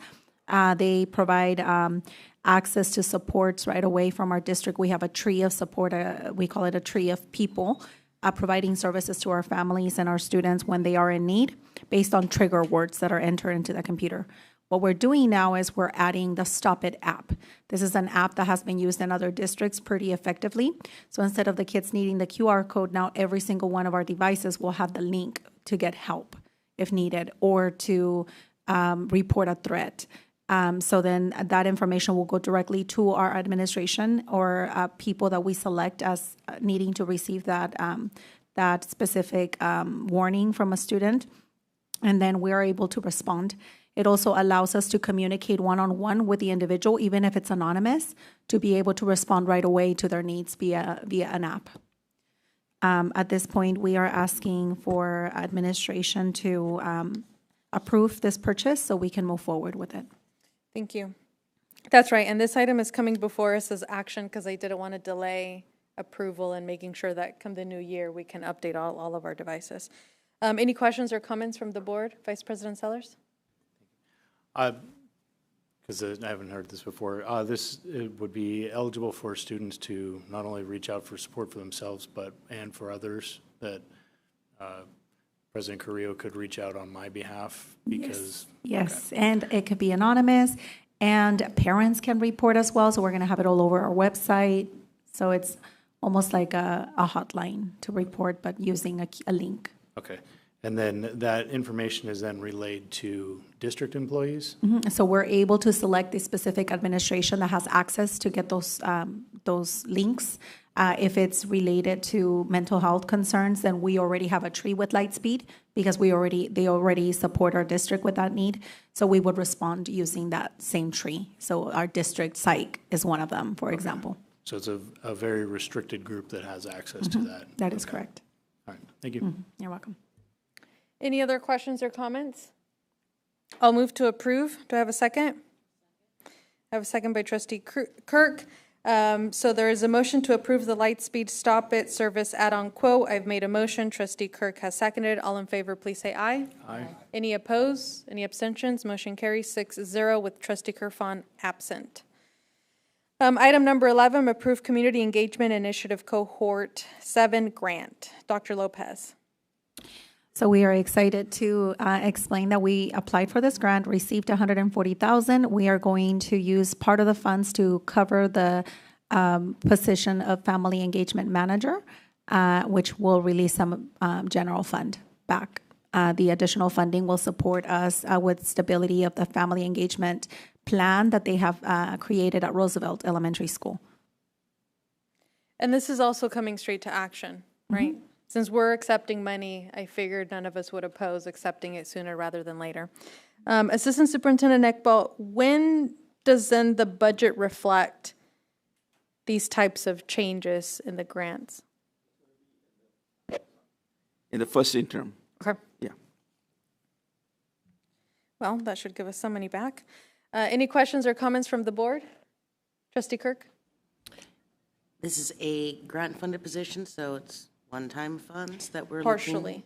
So this position we already have in our district, the Family Engagement Manager. Currently, Nora Ceballos is serving, so I just thought this would help us relieve some of those general funds. Mm-hmm. Is there a motion to approve? Thank you. I have a motion by Vice President Sellers. Is there a second? I will second it. All in favor of approving the Community Engagement Initiative Cohort 7 grant, please say aye. Aye. Any opposed? Nay. Any abstentions? Motion carries 6-0 with Trustee Kerfon absent. Our next item is approved memorandum of understanding between Central Unified School District and Central Unified Teachers Association, Chapter 961, regarding Article 24, Section 24.9 of the Collective Bargaining Agreement. Dr. Childs. Yes, so this is an MOU that had been reached to resolve a grievance filed by our Central Unified Teachers Association regarding the interpretation of Article 24.9 of the Collective Bargaining Agreement that states a 12-to-1 cap size. In order to move forward and to resolve this grievance, we have reached a non-precedent setting MOU where we would pay out those teachers that was over the cap size for the entire year for a collective total of $15,270. Administration is recommending the board approve this MOU between Central Unified School District and CUDA Chapter 961. Thank you. Any questions or comments on this MOU? Is there a motion to approve? Thank you. I have a motion by Trustee Kirk. Is there a second? I have a second by Vice President Sellers to approve the MOU. All in favor, please say aye. Aye. Any opposed, nay. Any abstentions? Motion carries unanimously with Trustee Kerfon absent. Next item is item number 13, approve growth and expansion of human resources, Department Classified Director of Human Resources, Dr. Childs. Yes, so because of the scope and the complexity of human resources and the ever-changing reality of human resource going from a traditional practice of operations and processes, we are proposing that we expand it by growing a human resources director for classified personnel. Within this position, it would align with the current responsibilities and expectations. They would serve as the lead HR administration for all classified relations, such as staffing, recruitment, onboarding, evaluations, investigations. And one of the other things that this would do is also alleviate the cost that we are using towards legal services for investigations. The total cost of this would be from the general fund with statutory health and benefits would be $177,961.33 at the largest Step 5 pay rate. And administration is recommending the board approve the growth and expansion of HR Services Classified Director of Human Resources. Thank you. Any questions or comments from the board? I would just ask that we actually monitor closely so that we can track those cost savings from our legal fees, considering that we were just told we're essentially broke. So we just want to make sure that we stay on top of that and that we actually see a savings from this position. Any questions or comments? Okay, I'll move to approve. Is there a second? I have a second by Vice President Sellers. All in favor, please say aye. Aye. Any opposed? Any abstentions? Motion carries 6-0 with Trustee Kerfan absent. And our final action item for tonight, approve growth and expansion of Human Resources Services Department, Title IX UCP Compliance Officer. Dr. Childs. Yes, we have seen a large amount of investigations that have increased over the past couple of years, not only here in Central Unified, but it is actually something that has taken place across many districts throughout the state and even the nation. One of the things that we have spent a lot of money doing is having to outsource investigations due to the bandwidth and the personnel power within Human Resources. So we are proposing that we grow by adding a Title IX UCP compliance officer, which would also alleviate the district from continuing to outsource investigations that cost a very high amount, especially where we're having to consult or have legal attorneys do these investigations. By doing this, it will cost the district a total of $138,703.21, which is inclusive of statutory health and benefits costs for this position. So administration is recommending the board approve the growth and expansion of HR Services Department by adding a Title IX UCP compliance officer, which will be now able to be housed rather than continue to outsource these services. And Dr. Childs, we also have internal staff, I think, our area administrators that do these types of investigations. That is correct. So this should alleviate them Yes, as well? that would allow them to really start to focus more on the academic and student achievement, where HR will be taking on the majority of these type of investigations. Okay. Any questions or comments from any other board member? What are the wishes, Trustee Vice President Sellers?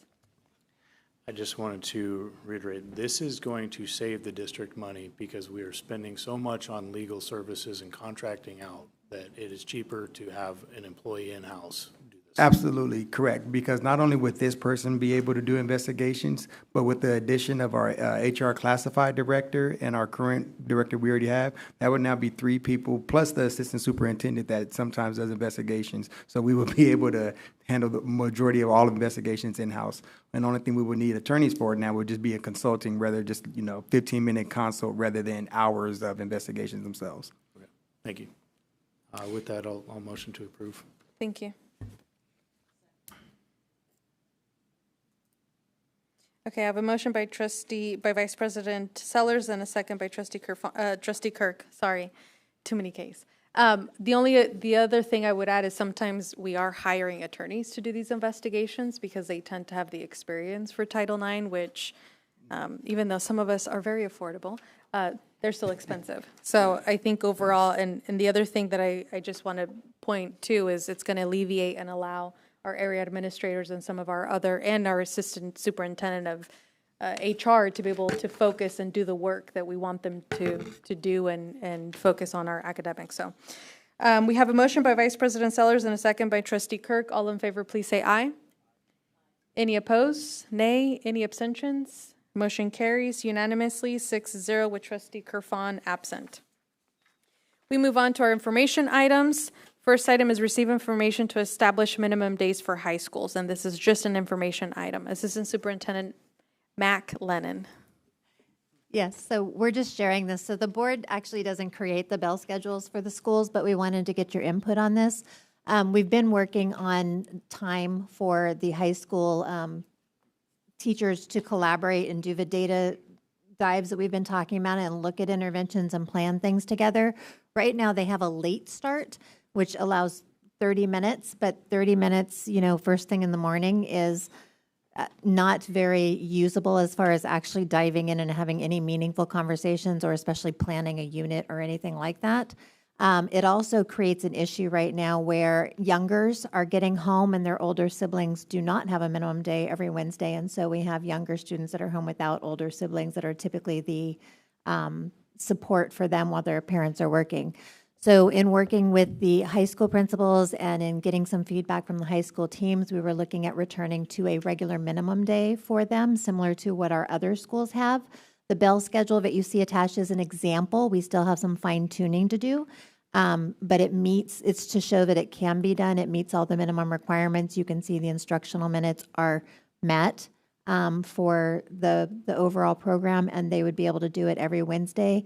I met with transportation just to make sure that it can be done and that there wouldn't be additional cost, additional bus routes or anything running. And they are extremely confident. They said it's very doable, and they did it before. So I just wanted to share and get any feedback from you before I work on finalizing that and working with high schools. Any comments or questions from the board? Vice President Sellers?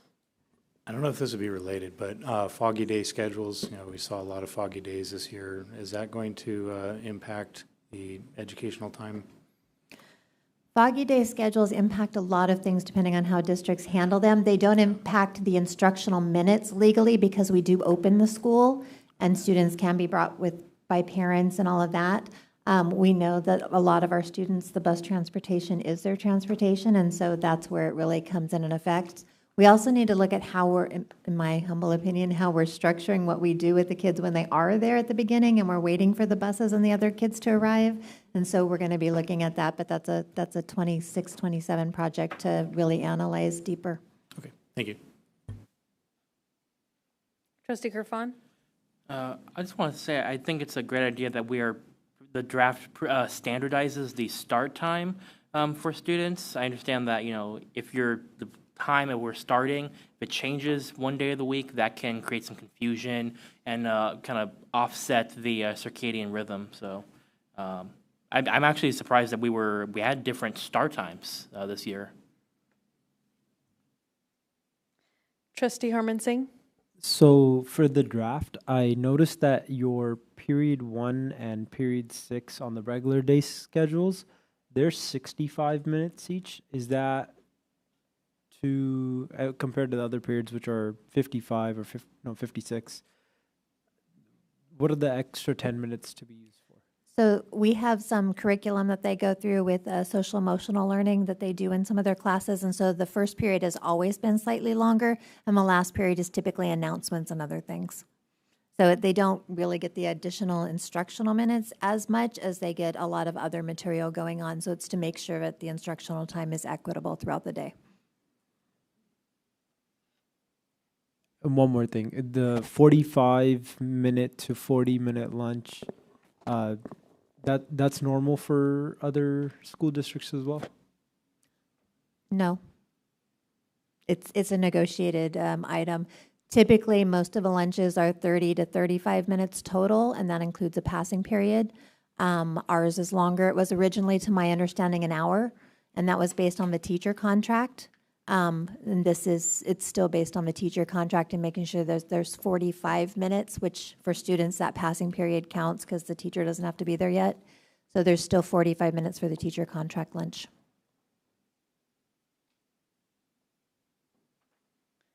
Anyone have any other comments or feedback? Did you need anything else from us? Okay. I'll probably follow up with you when Dr. Oh, sorry, did I miss you? Yeah. No, go ahead. Go ahead. I was just going to follow up with them. I have a couple questions, but I'll follow up with them. Well, I mean, would it be beneficial for everyone else to hear? Not at this point. I still need to formulate them a little bit better.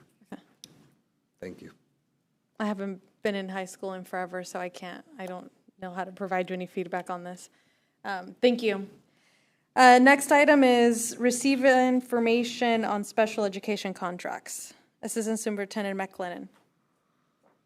This is a continuation of us bringing our contracts for the following year for you.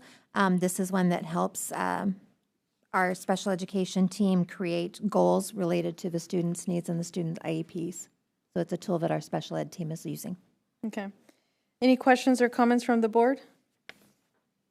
Any objection to having this return under consent? Okay, hearing no objection, it'll return under consent. Next item is receive information regarding the 26-27 District Title I Parent Engagement Policy. Director O. And this likely won't take as long as your other item. Hopefully not. Good evening, board members. Tonight I'm presenting the 26-27 district-wide parent engagement Parent and family engagement policy for Title I Part A. This policy outlines how Central Unified will partner with families to support student achievement and ensure meaningful parent involvement across all our schools. So there aren't any significant changes from the 25-26 school year. This policy does emphasize 3 key commitments. First, making sure our parents are involved in decision making. The district will continue to engage parents through annual Title I meetings, school site council, PAC, DLAC, MPAC, and other advisory committees. Families will have opportunities to provide input on district and school programs, school improvement efforts, and use of parent engagement funds. Second, this policy has a provision for building parent capacity. Central Unified will provide workshops, trainings, and any resources to help our families support student learning. Topics will include understanding academic standards, assessment results, monitoring student progress, literacy development technology use, and strategies for working effectively with educators. The district will also offer leadership training for parent representatives serving on advisory committees. Third, we want to ensure access and inclusion for all families. This policy includes supports such as translation and interpretation services, outreach from staff, childcare when needed, transportation when possible, and communication through multiple platforms such as Parent Square, phone calls, websites, and printed materials. And all of these efforts are designed to reduce barriers and make sure that parents have the opportunity to participate in a meaningful manner. So the district will evaluate every year the effectiveness of these efforts through surveys, advisory committee feedback, and other parent input. And our results will be used to strengthen engagement practices and address barriers identified by families. Also, the district will continue to ensure that at least 90% of the required Title I parent engagement set-aside funds are distributed directly to schools to support local parent engagement activities. So thank you, and we are requesting this item be brought forth for action at the next board meeting. Thank you, Dr. O. Did we receive any feedback from our parents on this policy? Yes. So the feedback was mostly that this district policy is good as written, but they have requested that we have additional ways of building parent capacity. So when it comes to workshops, having workshops that go more in depth, but they do like the idea of workshops, which is written in this parent engagement policy. Do we need to incorporate or revise this policy in any way to reflect that? No. Okay. Trustee Kerfan? Thank you, President Creel. So on this document, it mentions that there is a district-wide annual meeting to provide information to parents. How do we plan on reaching out to families in the district beyond just, so that way we don't have just like one person who shows up? So we have multiple times for parents to provide input. So for example, school sites have their own meetings, whether it's at back to school night or any other workshops that they do present information to parents. Schools also have school site council meetings where they discuss this. And then of course the district has the PAC meetings and the DLAC meetings where parents have the opportunity to present or give input. So on page 2, when it mentions Central will hold a district-wide annual meeting, that's not the only meeting we're holding regarding this, right? Yes. Okay, thank you. Vice President Sellers? Thank you again. There's really no significant revisions to this policy, is that correct? Yes. Given the history and challenges of getting parents engaged, what are we doing differently? I think the problem and the challenges come more from the implementation rather than how it's written. So again, going back to what the parents were saying, they do like how, in the PAC meeting, they said they do like how this is written. It's just making sure that the workshops are more aligned to meeting parent needs and reducing barriers. Okay. Then one other question you mentioned, if I misheard you, in something about program managers and inviting them to training. Training for program managers or training for, so for trainings, the trainings will be given for parents. Okay. I think he said the parents were asking for more trainings, right? Yes. Okay, understood. Thank you. And I also just want to make a point, at least in the last year, we don't have any, I don't know if any of you know actually, none of our DLAC or our other parent meetings, we haven't had just one participant. We have parents coming. And I think that the critique wasn't so much that, and I get what you're saying, VP Sellers, that we just don't have as much participation as we want, but we have parent participation. I think over the years, they've complained that they didn't feel welcome, that they didn't feel like their voices were being heard, and it wasn't being correctly reflected in the LCAP. But we've had quite a number of parents, especially those primarily Spanish-speaking, who have been advocating to ensure that their students are getting resources. But I think you can confirm that, At the beginning right? of the year, you guys get the presentation for family engagement with our numbers, and they've been increasing every year, so it's great to see. The other component that I wanted to respond to is we have PICE, Parent University classes that are being offered, and every time we have about 97 graduating parents from those courses, so it's quite a large number. They've increased over time. What we also are expanding on is every school should have a monthly parent meeting called Parent Coffee Chat. And that is something we're trying to align across our district to ensure they are happening at all schools every month. So And just what are the purposes of those meetings? To provide parents with information from the community, working with CBOs, community-based organizations, to bring information into the school settings. And to better understand our educational systems and not just educational processes. systems. So we're working also with Artie Padilla, and what we've been doing is bringing in the city of Fresno and understanding how do we become better advocates in our community as well. Yeah, and I'm sorry, Director. Oh, I interrupted you. Were you going to say something before? Yes, just adding a little bit more when it comes to parent attendance. So I can speak for the PAC meeting. We have about 25 members on the PAC meeting, and every single meeting this year, we have met quorum. We have not had issues with parent attendance.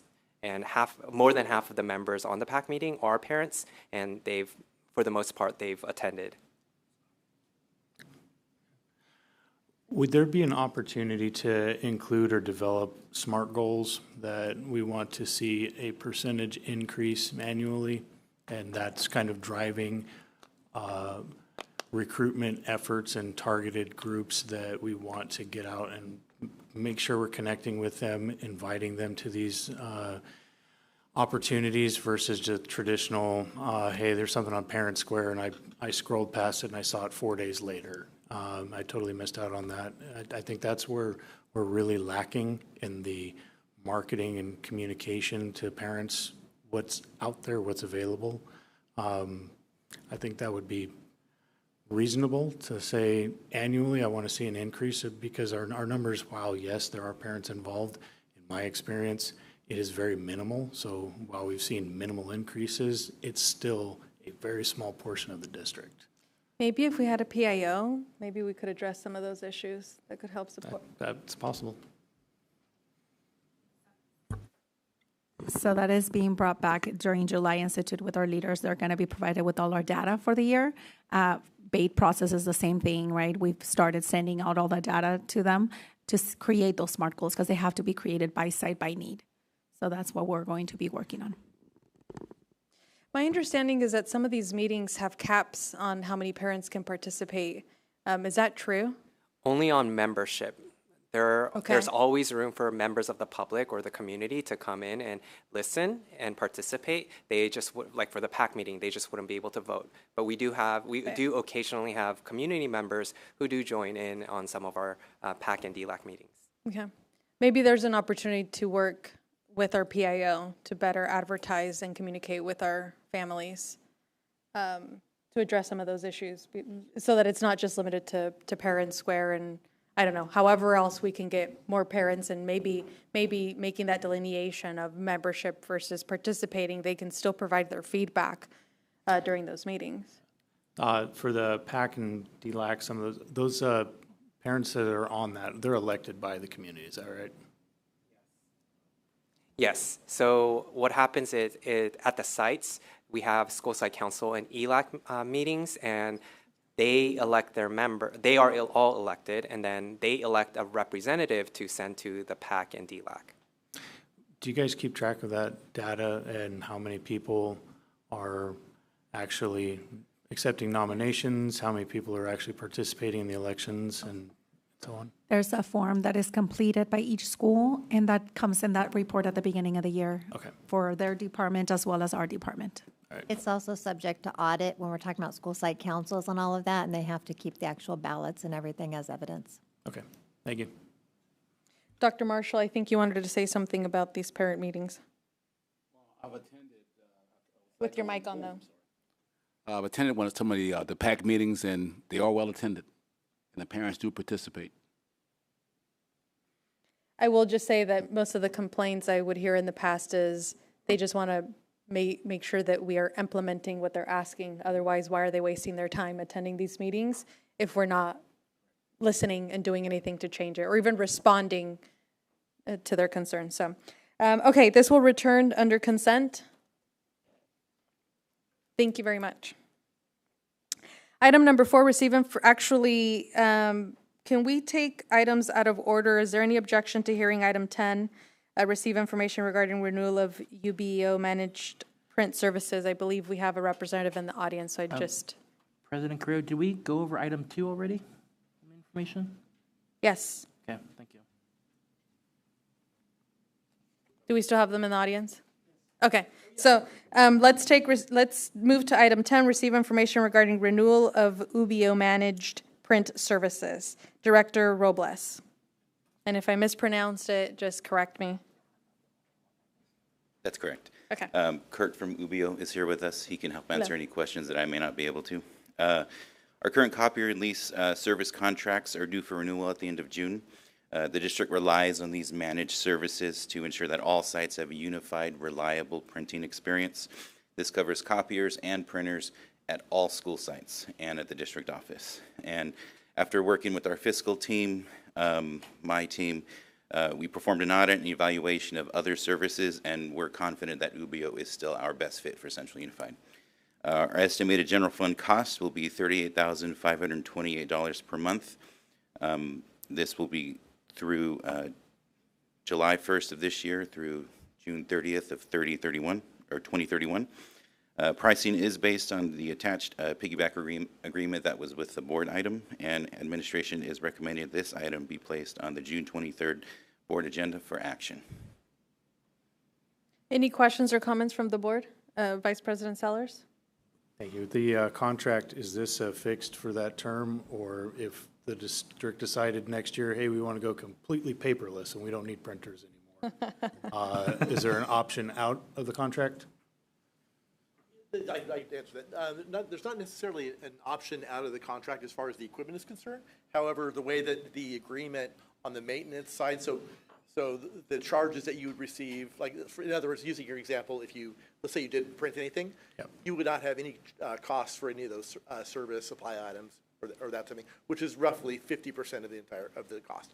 There is also an addendum for non-appropriation of funds and that type of thing as well.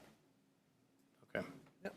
All right, So this is a contract that we pay for when we use the services, except for like the printers. Don't we lease the printers from you all? There is a lease payment for the copiers. The printers we buy outright and they go on to a service contract.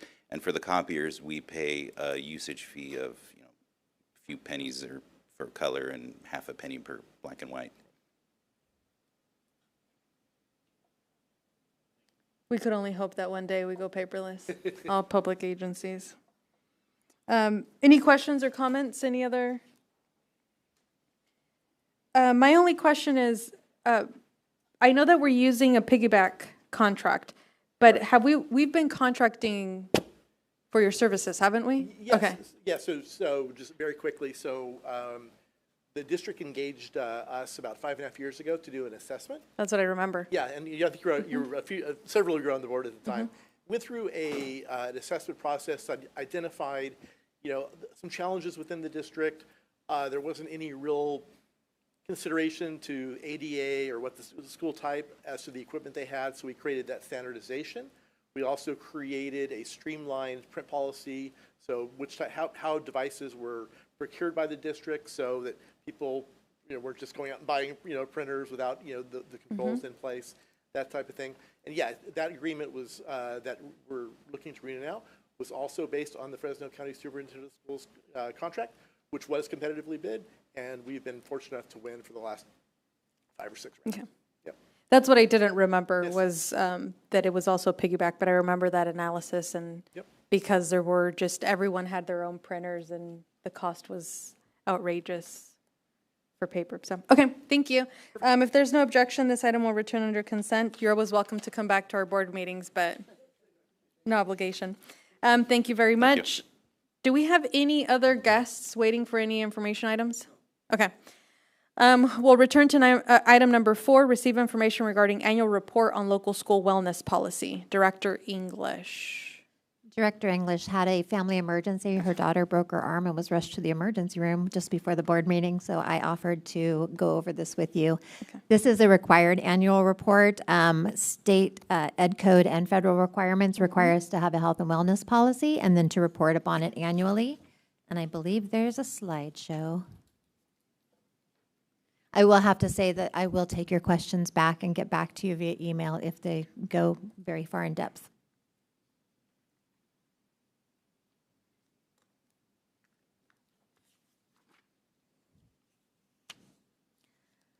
So the wellness policy is not just required under USDA guidelines, but it also serves a purpose. So obviously part of the reason students miss school is because of health issues and mental health, physical health issues, obviously increasing focus in academic performance for students that are feeling healthy and have nutritious meals, better behavior in school climate from the same purposes, and also support for whole child development. We know, especially with our youngers, they're not going to meet their developmental milestones if they don't have appropriate health and nutrition.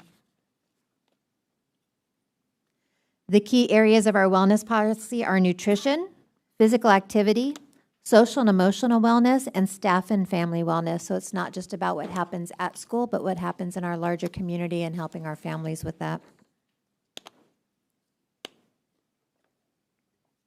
The focus areas for 2025-26, we're establishing the wellness committee at every site to implement district wellness policies and lead other health-related initiatives to encourage all of us to model healthy behaviors and to make sure that we were compliant with competitive food sales.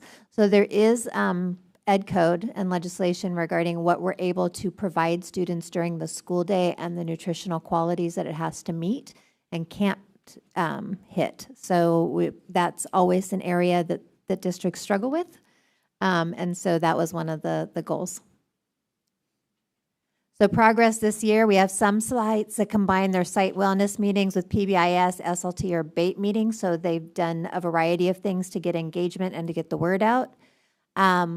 We have class that did a how fast can we get to 1 million steps challenge. So those kind of health related challenges and gamifying some of it and competitiveness and social activities to encourage healthy behaviors has been a part of the program. So Royan created a staff cookbook to talk about nutritional meals and to raise awareness for that.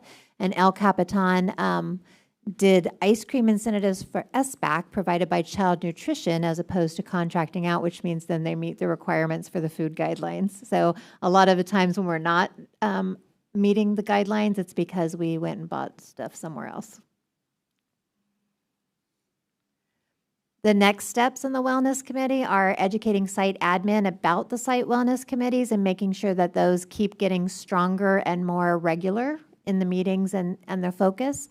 Working towards compliance, snack bars at elementary sites is one specific targeted area. Snack bars are always an issue as you go through. Kids want those, gummy straws and that kind of stuff, which doesn't meet any of the nutritional guidelines. And then providing information to families in a variety of languages and stuff that's simple. We don't want to make it too technical. It shouldn't be hard. It should be pretty straightforward and, some tips and some things to just make all of our families healthier and help our community. So that's going to be one of the things. And then also culturally appropriate. What works for one doesn't work for everyone. And so remembering that as we're building those reminders and building those tips. Thank you. Trustee Kirk and then Trustee Kerfan. Don't give me a hard one. No, ma'am, just real, Only easy looking at the questions snack tonight. bar incentives, that maybe we could give them a punch card for 4 days of vegetables and then some candy? We can't give the candy at all. The candy is still not in compliance. Yeah. And just punch Like cards. literally, and then, yeah. And then ice However, cream?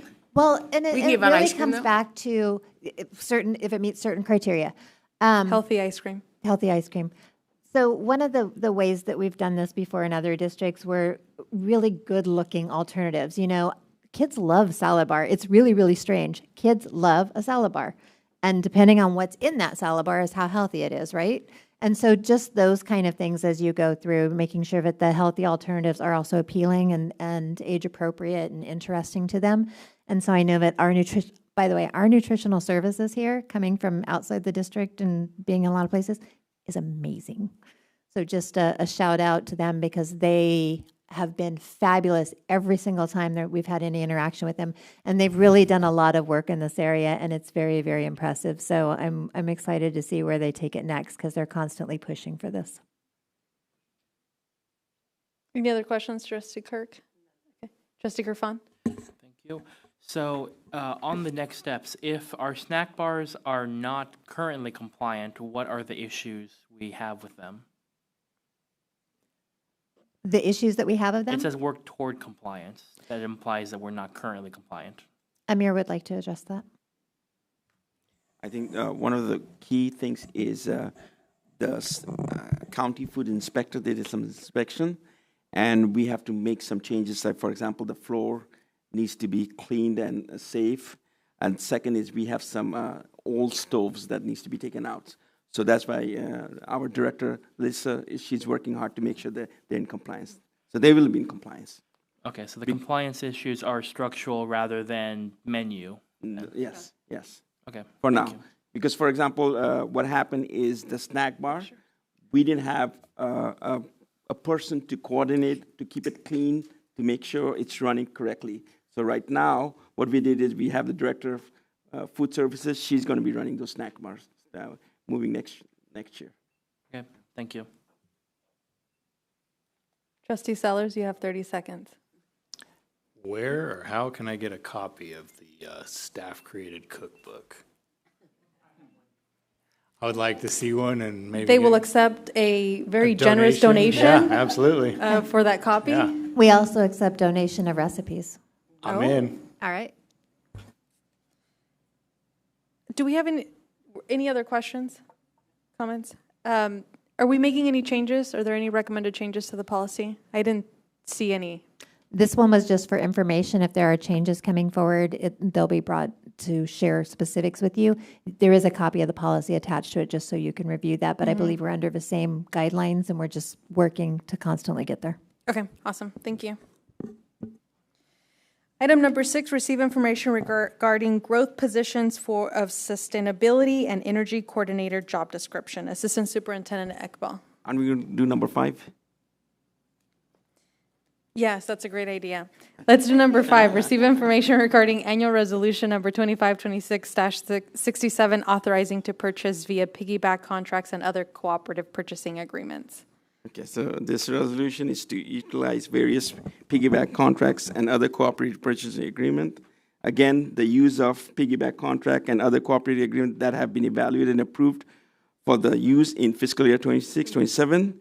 Approval does not commit the district to future purchases or require any specific contract to be utilized. Administration is recommending this item be placed on June 23rd, 26th board agenda for action. And this is for various food services? No, it's for food everything. Products. It's just everything. It's just everything? Everything, Okay. yeah. And we still bring these contracts back to us, Yes. don't we? Yes. Yeah, okay. Any questions or comments from the board? Okay, this will return under consent. Now we move on to item number 6, receive information regarding the growth positions of sustainability and energy coordinator job description. Assistant Superintendent Ekbal. All right, back to staffing.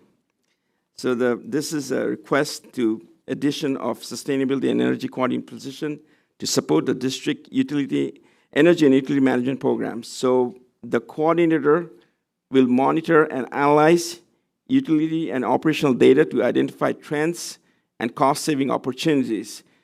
This person or the coordinator will conduct site inspection, energy audits, and evaluate, perform all our district efficiency and comfortable learning and sustainable facility operation, maintenance practices, and future capital improvement projects.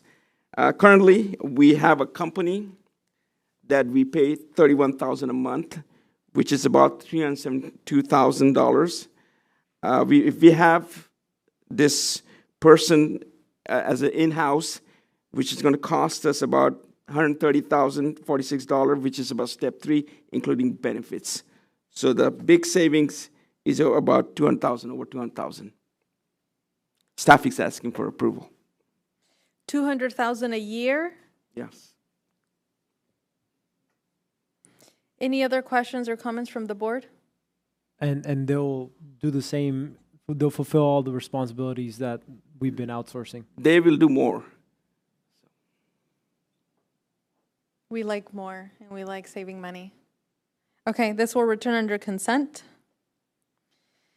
Number 7, receive information on change orders for Justin Garza High School Visual and Performing Arts Project. Director Rodriguez. Thank you again, Board President, Trustees, and Superintendent Dr. Marshall. For your information, tonight are change orders for the Justin Garza High School Visual and Performing Arts Project.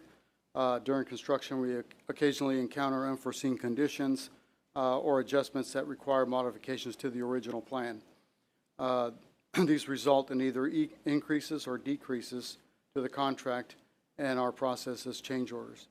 And all of these change orders have been presented tonight, have been reviewed by district staff, the construction manager, and PBK architects, and all parties agree that they are reasonable and necessary. Administration is recommending that this item return to the board on June 23rd, 2026 for action. I'll be happy to answer any questions you may have on this item. Thank you. Questions or comments? Trustee Sadu? Yes. So what is the expected finish date for this project? Currently, right now, it's December of 2027.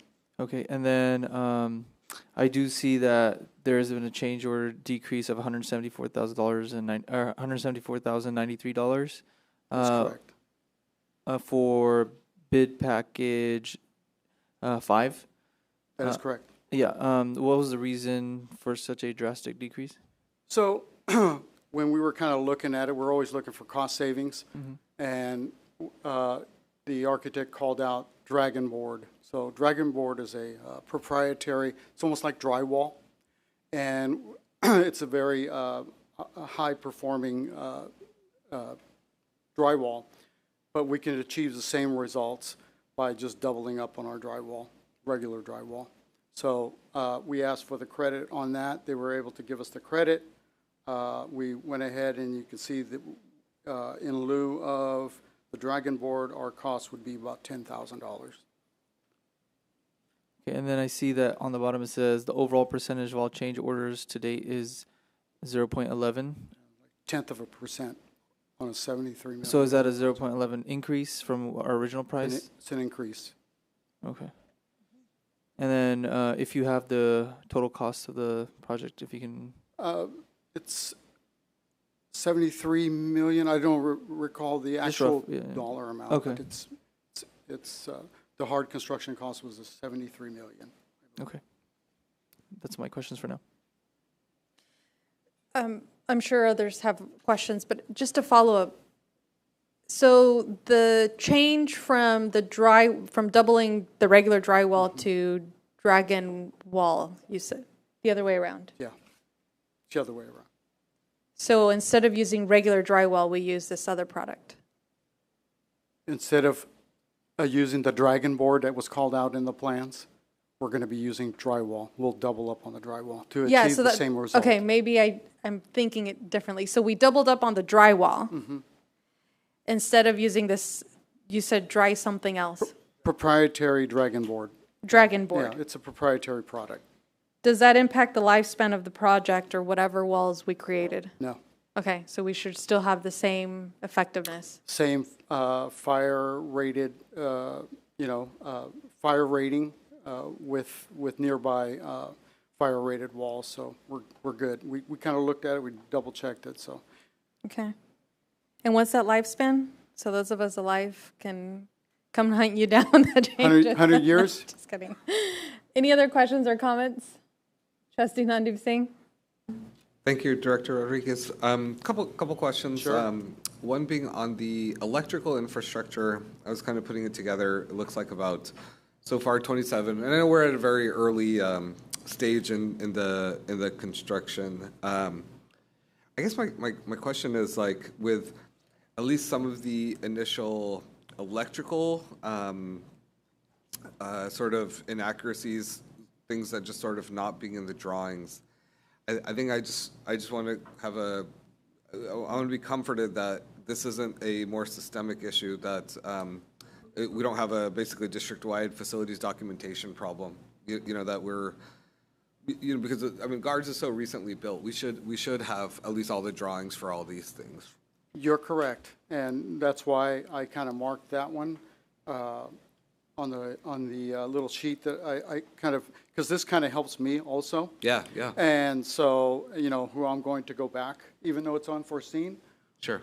I really don't, it's not really unforeseen, because it's unforeseen for the contractor. Sure. And the contractor that I have with them, and the contract that I have with them. But looking at it, I feel that the as-built should have been tightened up a little bit before, when we got them handed over. So, and that's why this is something that we'll discuss at a later time with them. But for right now, I'm dealing with the contractor.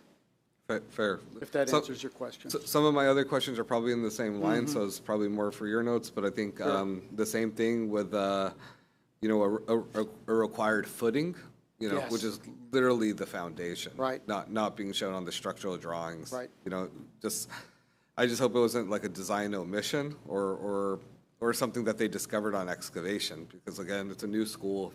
You know, we internally should have our if for no other school, we should for this school have the most up-to-date, like, internal drawings and documentation. Yeah, and that particular footing is new, right? It's part of the VAPA, or the visual Okay. performing art. It's not anything related to the actual high school. Okay. If that makes any sense. No, I follow. Is that the same for the electrical? No, No. because that was because there was a temporary wall that was taken down. And so that's when all of those things were seen, unforeseen. And then there was a wall that had to be taken down, the CMU wall between Building E, which we call the food service building, that's right adjacent to the VAPA building. And then we had some. So I think that still leaves your question unanswered, though. That means that, how are we certain that currently our plans, in fact, for Garza, an existing building, have the appropriate electrical, I think that would just be it, that have the appropriate electrical components, and that our electrical plans are in fact accurate? Well, they're accurate. It's just that the as-built, after construction was completed, they weren't carried over into the drawings. Okay. If that makes any sense. That's why I have it listed as architect. Well, it doesn't make sense that they weren't carried over, but I understand what you're telling Well, me. it's part of their responsibility. That I understand. Yeah. Yes. Next one, sort of in the same stream, where we had to relocate the gas line at the cafeteria that was in conflict with the new construction. Were existing utilities surveyed before the design was finalized? Or was that something that we knew from the get-go, that particular gas line was going to be an issue? It was in conflict already, and we kind of knew it, so that had to be relocated. Okay. And then, I mean, I'm happy at what you have, like, at least on this particular part, not on everything. So we have about 100K so far in change orders. Right now, we're showing no time extensions. Correct. So is the project currently on schedule? Are contractors working overtime to absorb delays? Is the schedule compressed, or is quality at risk? At this time, no, because if you look at the change orders, they don't have any days associated with any of them yet. The Right. ones that I've brought before, they don't. So currently, right now, as you know, we're later on, we'll be heading into the rainy season, so Sure. I can't really, but for right now, yeah, we're picking up time.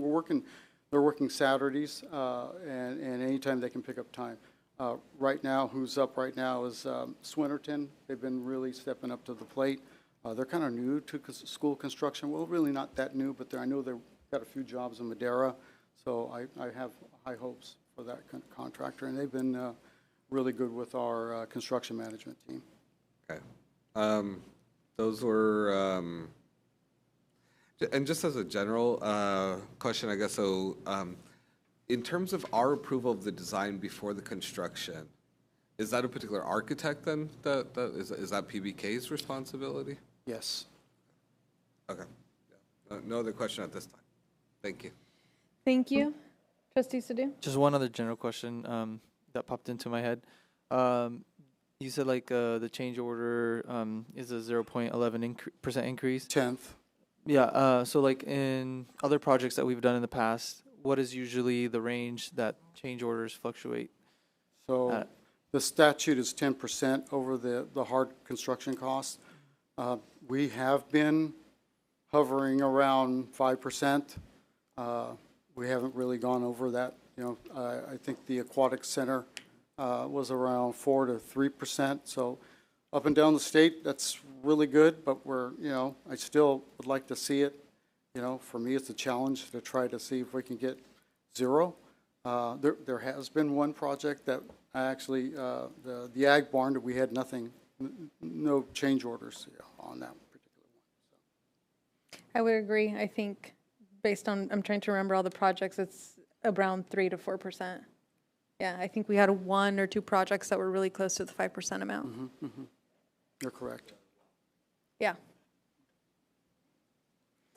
Any other questions? This item will return under consent. Number 8, receive information regarding maintenance and operations annual contracts for the 26-27 school year. Director Both. Good evening again. So we're bringing our contracts forward that support the basic operation of our district. So maintenance operations uses the following contracts throughout the year, throughout the next year for services. Eagle Shield Pest Control provides our monthly pest control services for insects and bugs. Filter Pro provides our HVAC filters that we change out our air filters every quarter. Westside Water maintains our well systems at Central High School, Roosevelt Elementary, Madison Elementary, and Howland Kearney. This is also our required monthly testing and reports that are submitted to the state. Cintas provides microfiber towels and dust mops for daily cleaning at our district sites. This is a rental service where the towels are picked up and dust mops are picked up and delivered weekly. And Siemens will be providing our quarterly inspections to our fire sprinkler systems located at some of our sites. This is and also provide annual inspection to our private fire hydrants located at some of our sites. Both of these inspections are required by NFPA code. The cost for each contract for Eagle Shield is $66,816. Filter Pro for the year will be $84,171.61. Westside Water for the 4 sites will be $101,616. Cintas, the contract will be $55,572.62 for the microfiber towels and $40,836.33 for the dust mops. And Siemens will be $80,432. All of these costs will be paid out of the general fund. Administration is recommending this item be placed on the June 23rd, 2026 board agenda for action after answering any questions the board may have. Thank you. Any questions or comments from the board? Vice President Sellers? I just have a quick question regarding the Centos microfiber towels and dust mops. Is this cost effective to go this route or just to buy our own and replace them as needed? So we used to do the buy and replace. No, it doesn't work out as well. People end up using the same towels. This way we have figured it out. We give them the right amount. There's plenty of towels available. If anything gets lost, misplaced, they still bring out the same amount. Microfiber towels have been shown just with water. I believe they clean up like 70% of the germs and dirt on tables with just water. We've looked into doing like laundering ourselves, But again, it's just the time to do that, to make sure we have a system where the custodians at night put them into it. A lot of moving parts to do it. This is the most cost effective. Okay. Thanks. Did we look at that in the last 7 years or so? I have a vague memory. So I brought it, I'm trying to remember. I believe we implemented this right around COVID. Okay, that sounds about right. So prior to COVID, we weren't doing this. We weren't doing this. Just food for thought. I believe Fresno Unified has a CTE pathway for laundry, washing. Maybe that's an opportunity, for us to explore future down the road. We have a lot of those internally that we could do internships on and actually really do some good partnerships. But just so you know, because I remembered that there was a cost analysis and it was more expensive, and then I think there were some sanitary concerns overall. Yeah. So if you want to know more, you can probably pull those agenda items. I just wanted to confirm that that happened within the last 7 years. Anything else? Okay. Trustee Nandeep Singh? Thank you, Director Bott. Just a quick question with regards, I think, specifically to the Eagle Shield pest control. And I don't know if it's really necessarily falls on them or not, and maybe it's just kind of sharing. A concern I get, and I can talk to you and Dr. Marshall later, is around rodents in terms of control at some of our sites. Is that included in this particular contract? Do we have a different contractor, and how do we resolve those type of issues? So it is included in this contract. So with anything with bugs, pests, any type of pest, we are under Healthy Schools Act, and what that basically tells us is our first step is to do our first really 5 steps is to do anything but spray or use any type of chemical to do anything. So the first couple steps, even with rodents, is to go try to find their food source, their water source, and where they're living. So it starts with that, and starts with some preventative stuff that we try to do. Then it goes into, if we can't do anything, some non-lethal traps, and then eventually if we need to go stronger, then we go stronger. Is there anything that you would suggest, or what are our internal processes when when we're using an outside vendor, specifically because I do get a lot of concerns from both parents and teachers, and I'm hoping that they're raising it to you too specifically about rodents. Yeah, when it comes to rodents, we try to be as quick as we can on everything. Like I said, first thing we look at is where can we seal up any openings, get rid of any food source, and in a school setting, that's typically our hardest part, is the food source, because there is food in trash cans, there is food other places, so it's a lot of education and trying to get us to change our environment so we can actually get rid of it. A lot of the work can be done just without spraying or doing any other work by just changing our habits. But when those concerns come, I can't right now off the top of my head think of anything that's come up super recent that I do remember a couple years ago that I remember that just stick out to me, but I can check with my team and see what's going on. I'll lift it to you, and Dr. Marshall, I got a complaint today about it.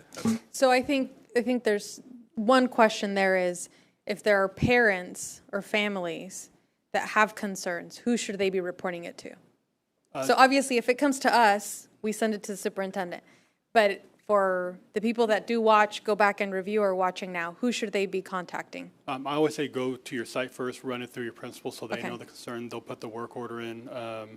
There's also, it's listed on our website, but our IPM coordinator is also our ground. Our what? IPM coordinator. IPM? Yeah, Integrated Pest Management. Okay. So, he can always be somebody to reach out, can be reached out to. Like I said, it's unfortunate. It's hard for me I don't want to just say, oh yeah, we go and spray right away, because like I said, now it's more of stop, let's go seal, get rid of the water, get rid of the food, seal up all the entrances, and then kind of see. Like I said, we can get in trouble if we don't do that, and we are just spraying.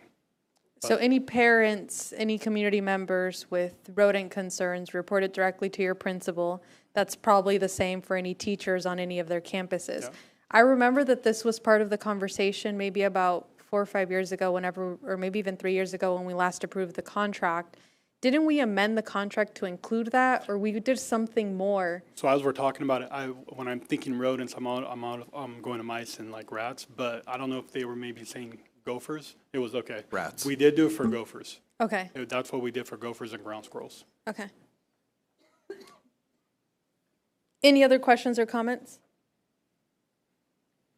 On that great note, this item will return under consent, and then we turn to our last information item, receive information regarding the 2026 Chromebook refresh. Director Robles. Hello again. Happy to close this out for you. Yeah, we just wanted to give you a glimpse on how we're going to change up our Chromebook system in the high schools for next year. And this is the item that we already approved. Yes, this is just for information. Okay. No, I saw that. I'm just impressed how quickly we're getting an update. I'm excited. Okay, so first I want to kind of highlight some areas that we're looking to improve. First is the inefficiency of carts in multi-subject schools. Carts work really well in the elementary grade where it's just one class in a room. But in the high school, they're inefficient.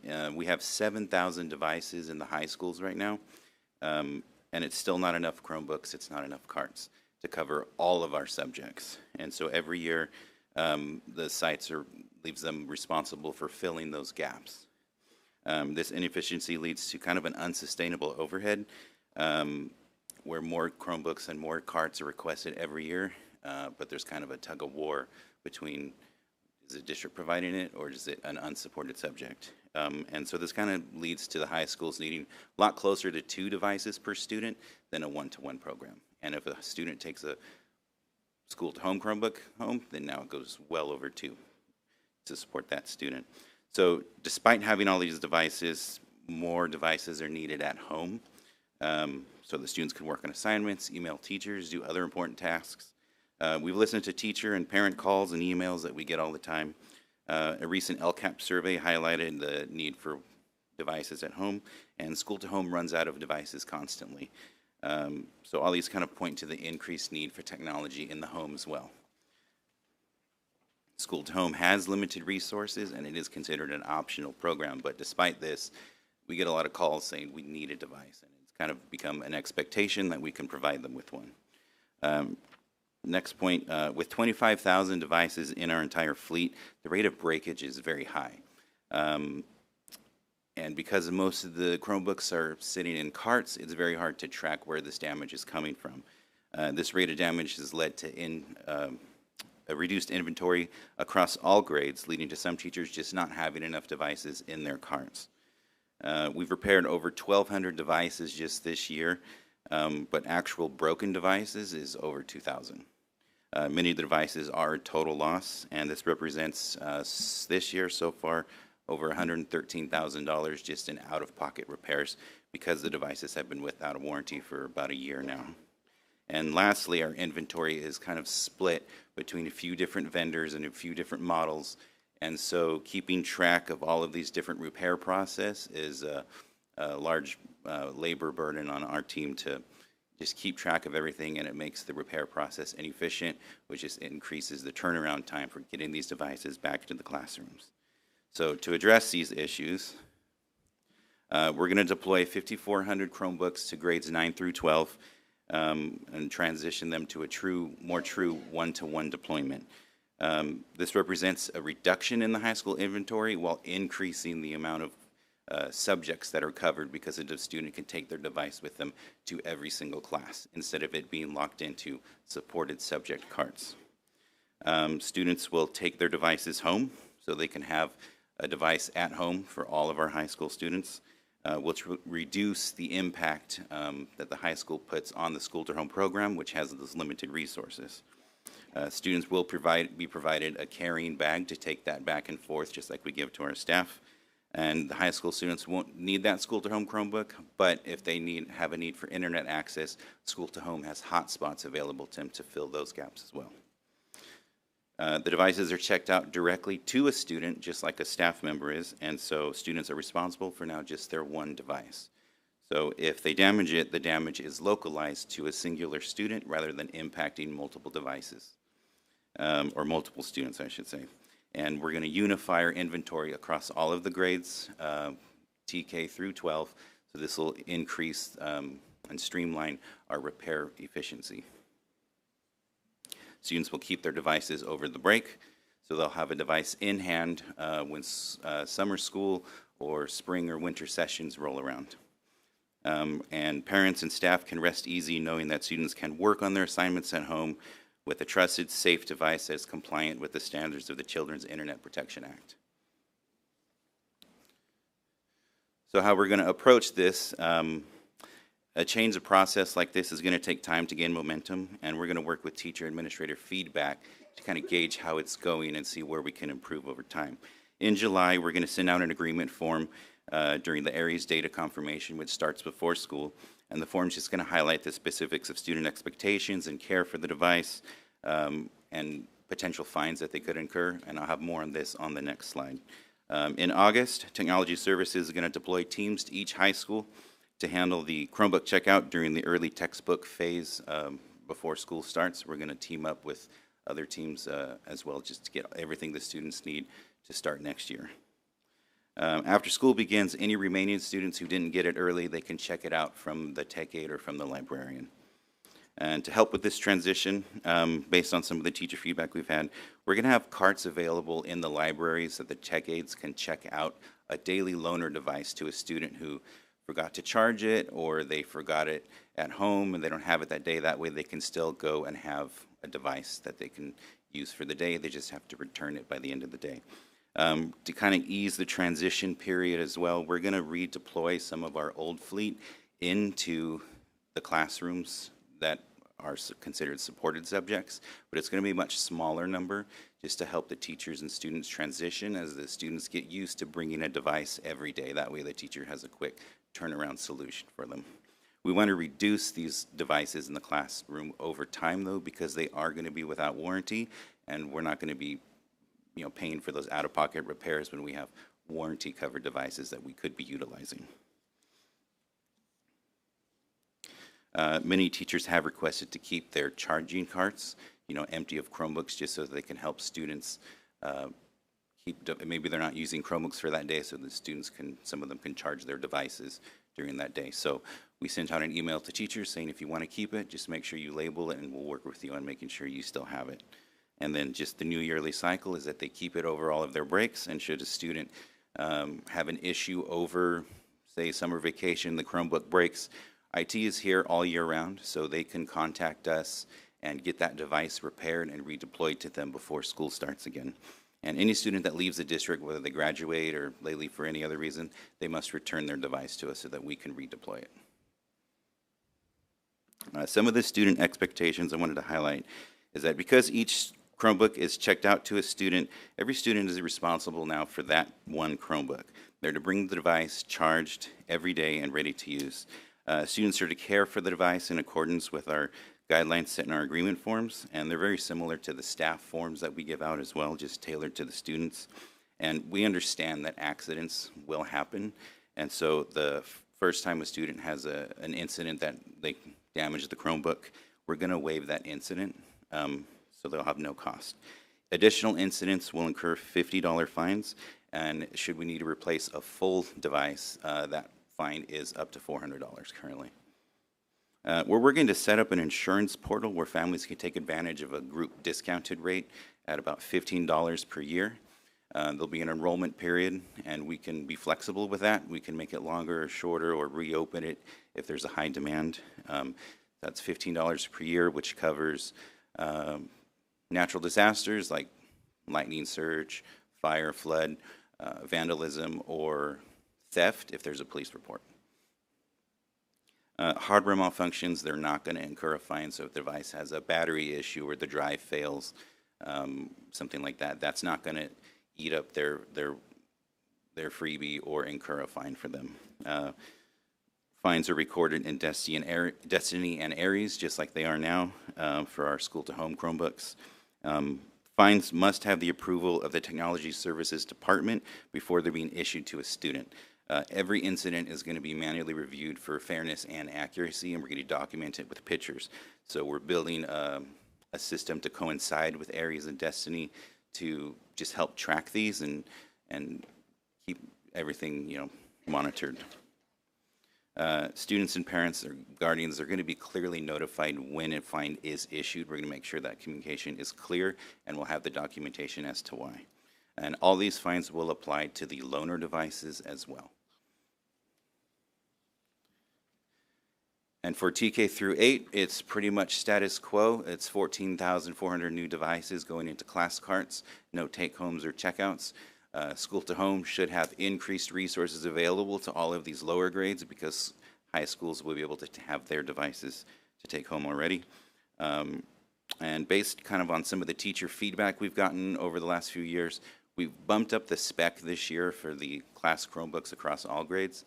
So they can expect to get more, better battery life and more performance in those years 3 and 4 when those kind of aging issues start to show up. And we have that unified inventory with the high school, so all of our repair process should be a lot more streamlined now. And any questions? Any questions or comments from the board? Vice President Sellers? What is the warranty on the new devices? We For how long? It's 4 years, which is the length of the lease. Beyond that, then we would go into paying for out-of-pocket repairs. That's kind of why we leased them, so that they can, company comes and takes them back and we make a new agreement. Okay.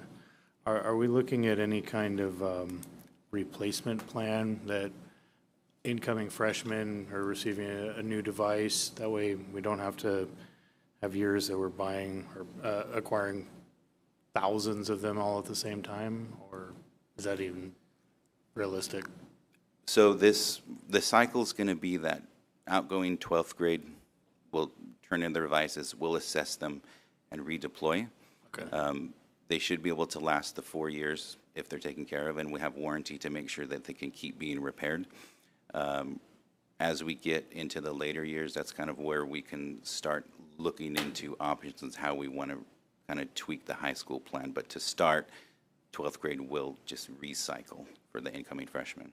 Okay. Yeah, I guess I'm imagining the incoming freshmen this year, they're going to hold on to that computer for 4 years. Yes. And then once they're seniors, that computer is already now at a point where it doesn't have a warranty anymore. Yeah, and by that phase, we'll have already started planning. Once we hit that 4th year, we'll already have started planning how we're going to approach the next round. So we'll make sure that, they're not going to have to be using a out of warranty device. I'm not going to do that anymore. Okay. That was all. Thank you. I just want to add that in the second year, we'll start planning for the 4th year. So that's what we're going to do. In the second year, we'll start planning. Except they'll be used for loaners, the devices that no longer have a warranty, right? That's right. Yeah. Okay. Yeah, we're going to assess our old fleet and just have different plans for different states of the device. The better ones can be used for those loaner devices. And again, with the loaner devices, we're going to put, some kind of a sticker. So in a classroom, a teacher can see which ones are loaner and which ones are own, students have it. So we're going to go through that. Sorry, any other questions? Anyone else have any other questions or comments? I'm excited to see how this works, and I think it's going to address some of the inequities in technology that our students may be experiencing. So all these devices, remind me, already have a hotspot or will have like internet? No, the devices that we're buying do not have a built-in hotspot. Okay. We kind of need to move away from that model because if that device with the hotspot gets stolen, damaged, unusable, it's useless. So what we've done is we bought individual hotspots that we can deploy to the students that are half the cost of the built-in version per month. And so those, we have a lot that we can Are those deploy. new devices, or are they the devices that we purchased 3, maybe 4 years ago? Hotspots? Yeah, the hotspots. They're new for this year. Okay. Yeah. Okay. I'm assuming the contract is just not large enough to bring it to us. Not that we have to see everything, but I don't remember approving any hotspot contracts. But I'm glad that we have them and we are providing them to the students. I think it came last year as an Did E-rate it? project. Yeah. As a what project? E-rate. Oh, yes, it did. And then, You're right. yeah, and then Yeah. yeah. Okay, I'll have to remember that those are the hotspots. Yeah. Any other questions or comments? Okay, this is just for information. Well, I look forward to getting an update on how this is working and working out some of the tweaks that we're going to experience from those students and probably from teachers as well. So, great job. Thank you. Advanced planning, the calendar is attached. I didn't miss any information items, right? No one's waiting for anything. Okay. Additional information and closing comments. I've received a number of requests, and I know that we keep getting them every meeting. Anita, can I task you of keeping a list of the items that we've been requesting, and if you can send those to me before agenda prep every 2 weeks so that I can figure out. One of them is the ethnic studies, an update on status. Another one was on valedictorian policy, so a report on implementation. We've also requested a report on Pershing and the plan to relocate it. I know that's work in progress, but if you just add it to the list. Are there any others that I'm forgetting? We have the right sizing, but that's going to be coming next agenda, so that should be taken care of. But yes, the APU or something. It is an APU study. The APU study. What else am I missing? Dual immersion. Okay, the dual immersion. I don't think you've made that request publicly, but I will add it to the list. Okay. I'm just putting it on the record because I don't remember that request. Anything else anyone would like to get a report on? I'll follow up with you. Okay. So if you can keep track of those items so I don't forget them. With that, our next meeting is Tuesday, June 23rd, 2026 at 5:30 for closed session and our open session soon thereafter. Hopefully that'll be a much shorter meeting, less agenda items, looking at you all. We don't need to adjourn for closed session. We don't need to reconvene. Adjournment, what are the wishes of the board? Motion to approve. I have a motion to adjourn by Trustee Kerfan. Is there a second? I have a second by VP Sellers. All in favor, please say aye. Any opposed? Any abstentions? Motion carries at 10:18. I was